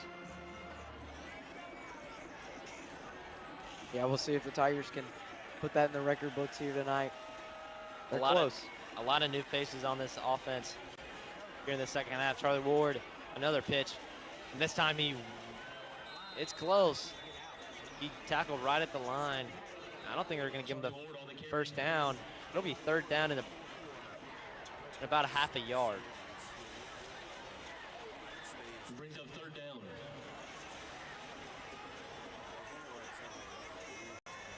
Let's see what the play call is. Here on this third and very short. Yeah, you gotta feel like the Tigers are gonna run the ball here with Charlie Ward. Ward has seen the ball every play so far, and this time he will get the first down as he gets right to the 30-yard line, inching closer to the red zone. On the carry, picks up the first down.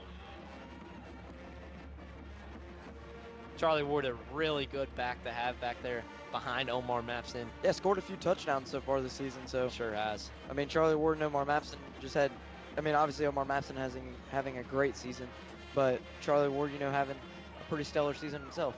I mean, it's just really nice when you have all these weapons, and then behind them, you just have solid players that you can rely on when you need them. And Charlie Ward is one of those players. As he gets by a lot of Smith Station defenders, finally wrapped down after playing Ring Around the Rosie. So it'll be second and 12, right at the 31.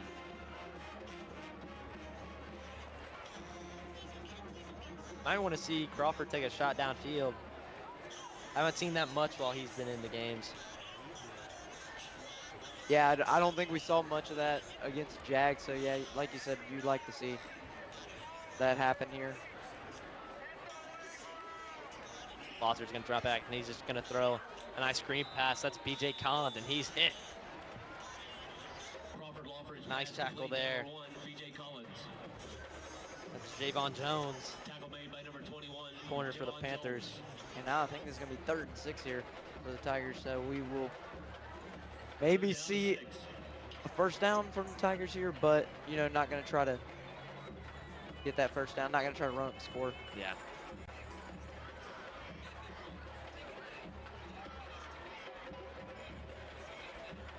The Lothridge in shotgun. Ward in the backfield. That'll be a man in motion. That's Luther. King in motion. They're going to give it to Ward. Right up the middle. He's patient, and I think he gets the first down. Yeah, it's close. Got that. Now they're going to mark it a 4th. Charlie Ward on the carry. Tackled by number 3, Jericus Wheat. they're going to stay on the field. They're going to go for it. Interesting call.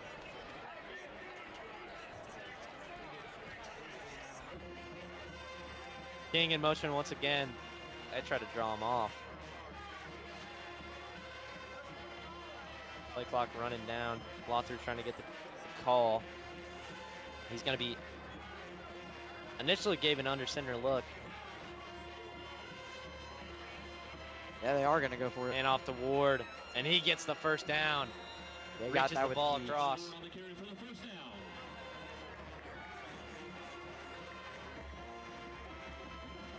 Ward coming out of the game. That'll be Larico Eccles coming in, sophomore back. He had a touchdown against North Miami Beach in the first game. Yeah, and he's had a pretty decent season as well. This young sophomore back. He's got a bright future. Lothar's gonna fake the pitch, and he's gonna keep it himself for a nice gain right around the 10-yard line.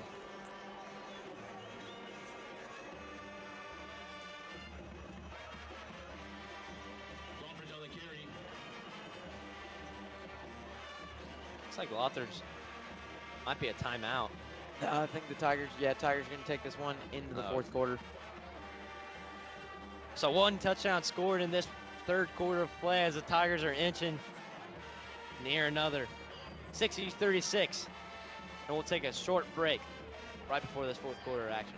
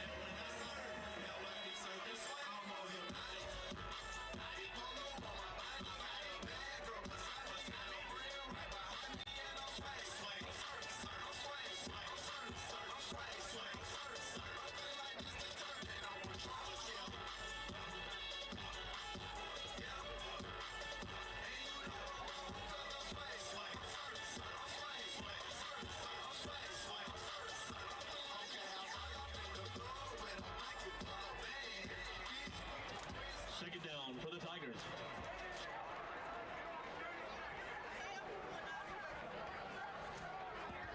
We're back here for this fourth quarter action here in Duck Sanford Stadium. Tigers on the 10-yard line, inching near yet another score. They're going to pitch it to Eccles, and he's going to try and misdirect, and he didn't get anywhere. Nice stop there from the Panther defense. Number 0, Larico Eccles on the carry. It'll be third down and short. Looks like third and just at the 1. Third down.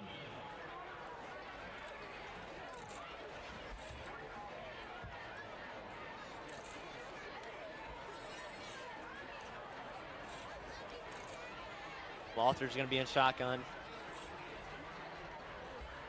Going to hand off to Eccles. And I think he gets the first down right around the 6-yard line, 6 or 5-yard line. Number 0, Larico Eccles on the carry. And that's good enough for a Tiger first down.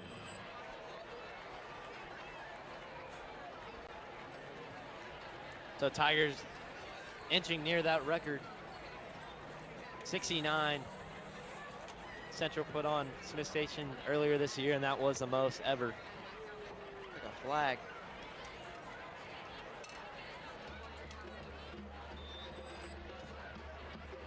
So it's going to be a replay of third down. Illegal motion on Auburn brings up third down. Interesting illegal motion call there. It'll be 3rd and 6. Lothard's going to keep it himself. And he gets the first down and more. Lothar almost scored right there. That was really good play call there. Number 6, Crawford Faked the pitch and took it himself right up the middle. And that's good enough for an Auburn first down. A lot of new faces here for this Tiger offense. Yeah. Obviously, I mean, we've seen a lot of different receivers come in, which is good. You got to get some of those guys reps. Absolutely. Lothard's going to have to Eccles right up the middle. Touchdown, Larico Eccles from 5 yards out. His second on the season. The sophomore back gets in on the action. Able to find a hole right here. Larico Eccles with a big score for the Tigers. And now that puts them 1 point away. Yeah, with this PAT, they would be solidified in the history books. On to kick the extra point, number 43, Oliver Harmon. It'll be Oliver Harmon again.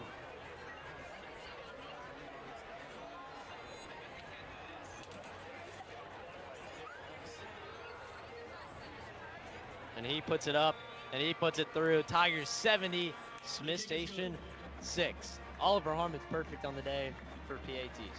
Both kickers, Joe Daniels and Oliver Harmon, have been perfect on the day. Little tip of the cap to the special teams unit for the Tigers. So they've also got a block punt for a touchdown.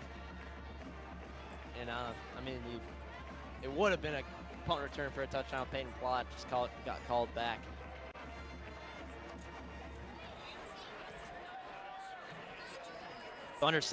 Under 8 minutes ago. Tigers gonna kick this one back to the Smith Station offense to give them another go at it. For the Tigers, number 39, Joseph Daniel. Back deep for Smith Station, number 1, Devin Parham, and number 24, Nathan Malone.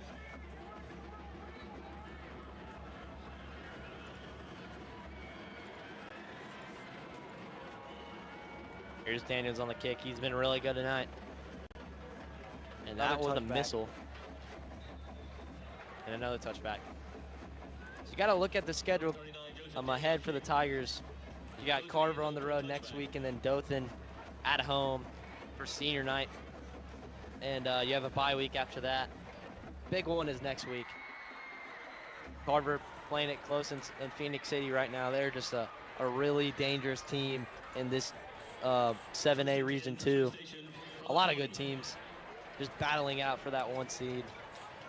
Yes, I mean, obviously, like you mentioned on that schedule, still Carver to face, which is going to be a tough matchup next week. But the way the Tigers have been performing, we will see. I honestly feel like that's going to be a good matchup. It'll be Whale back there again. He's going to pitch it off. No, he's going to keep it himself. He rolls out right, and he unloads downfield. He's got a receiver. And Miller kind of gave up on it, a little underthrown, and it'll be second down. You got Dothan at the end of the season. They're a sneaky team. The record might not show that they're a quality opponent, but trust me, they are. They'll sneak up on you. It could be a trap game. Yeah, we will see.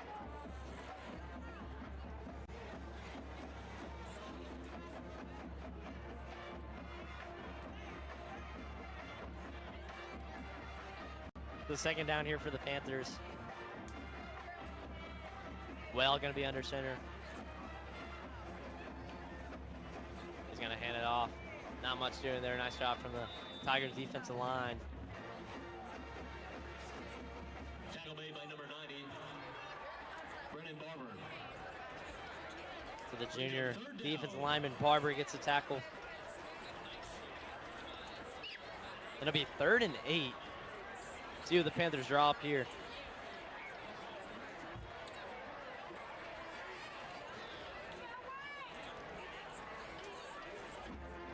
Yeah, this Auburn team just looks they look really good tonight, winning 70-6. So just a great job by this Tigers team. Pitch over here to Malone. And Malone cuts back field, and he might have himself first down. Carried by 24, Nathan Malone. Tackle made by number 10, Owen Murphy. Malone had that early, long touchdown in the first quarter, actually first drive of the game. And then not much doing after that for this Panther offense. I mean, more credit to the Tiger defense as they've stepped up and responded really well to that that opening drive.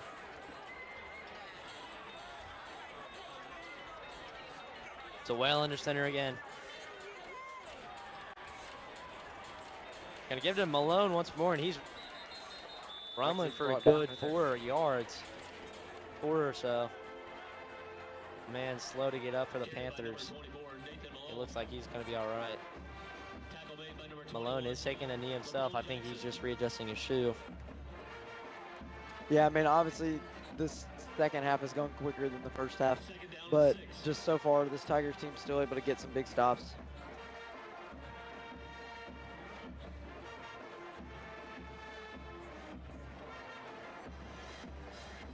Well under center.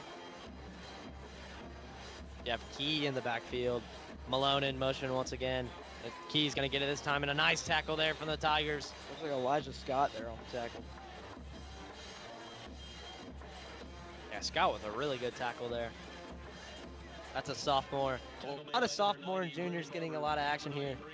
A lot of just underclassmen getting experience. As you know, after this season, a lot of upperclassmen will be leaving, and we kind of have, this is vital for next year and the year after.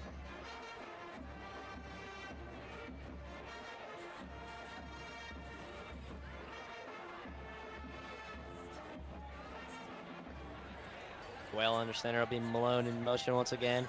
Key's gonna get it this time, and he is met by the Tiger D line. This time, it's gonna be Elijah Reynolds. It meets him right at the line of scrimmage.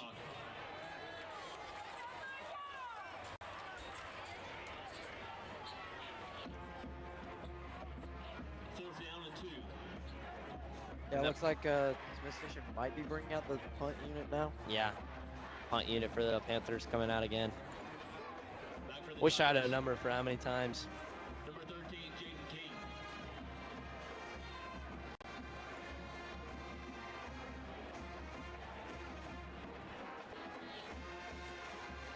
Good snap here.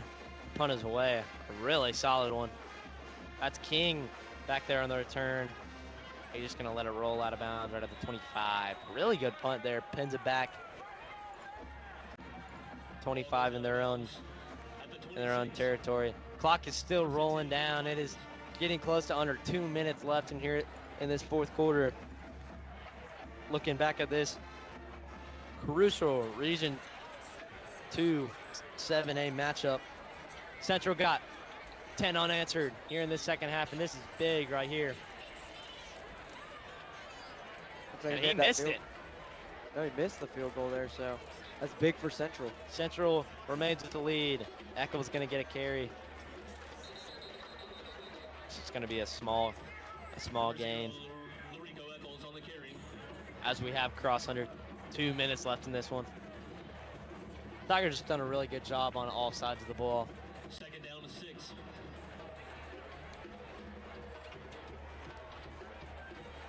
Now you have JB Upton in the game. He's actually on the kickoff team. Made a few tackles this year. Yeah, I mean, JB Upton, we've seen him play, I think, a few times this year. And just a great, I mean, JD Upton's a great player, young player. He'll learn under this QB system, especially, you know, with Lothridge possibly being the starting quarterback next year. I think Upton will be the next upcoming quarterback for Auburn in the future. Yeah, Upton is a sophomore. A little bit of a miscue there as Upton attempted to hand the ball off to the left as Eccles was going right. Upton's going to keep it himself this time, showing his legs. He's going to cross midfield down the sideline out of the 46-yard line. Upton on the quarterback keeper. Under a minute to go in this one. Upton's trying to hurry it go up in tempo, trying to get his reps in. I don't blame him.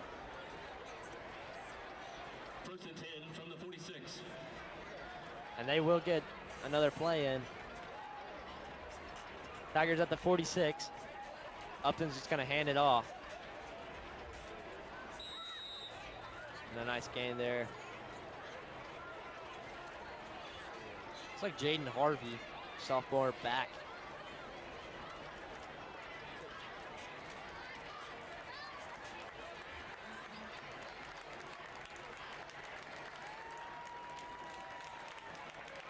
And Tigers are going to take this one 70-6. The final score of tonight's contest is Auburn High 70, Smith Station 6. In this homecoming matchup between the Auburn High Tigers and the Smith Station Panthers. Auburn looked complete on all sides of the ball, but don't go away. we'll have a quick halftime or a post-game show after this short break.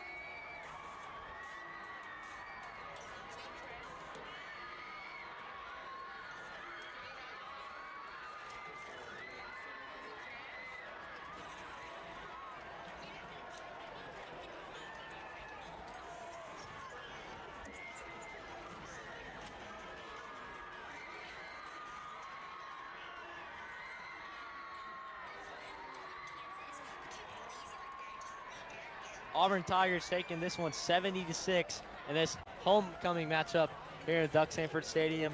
Reese, what did you see on both sides of the ball? I mean, just honestly, Auburn was able to take care of the ball on offense and get a lot of points. You know, a lot of people played tonight for the Tigers offense. Just a great job by this Tigers team overall. Jackson Kilgore had another great game.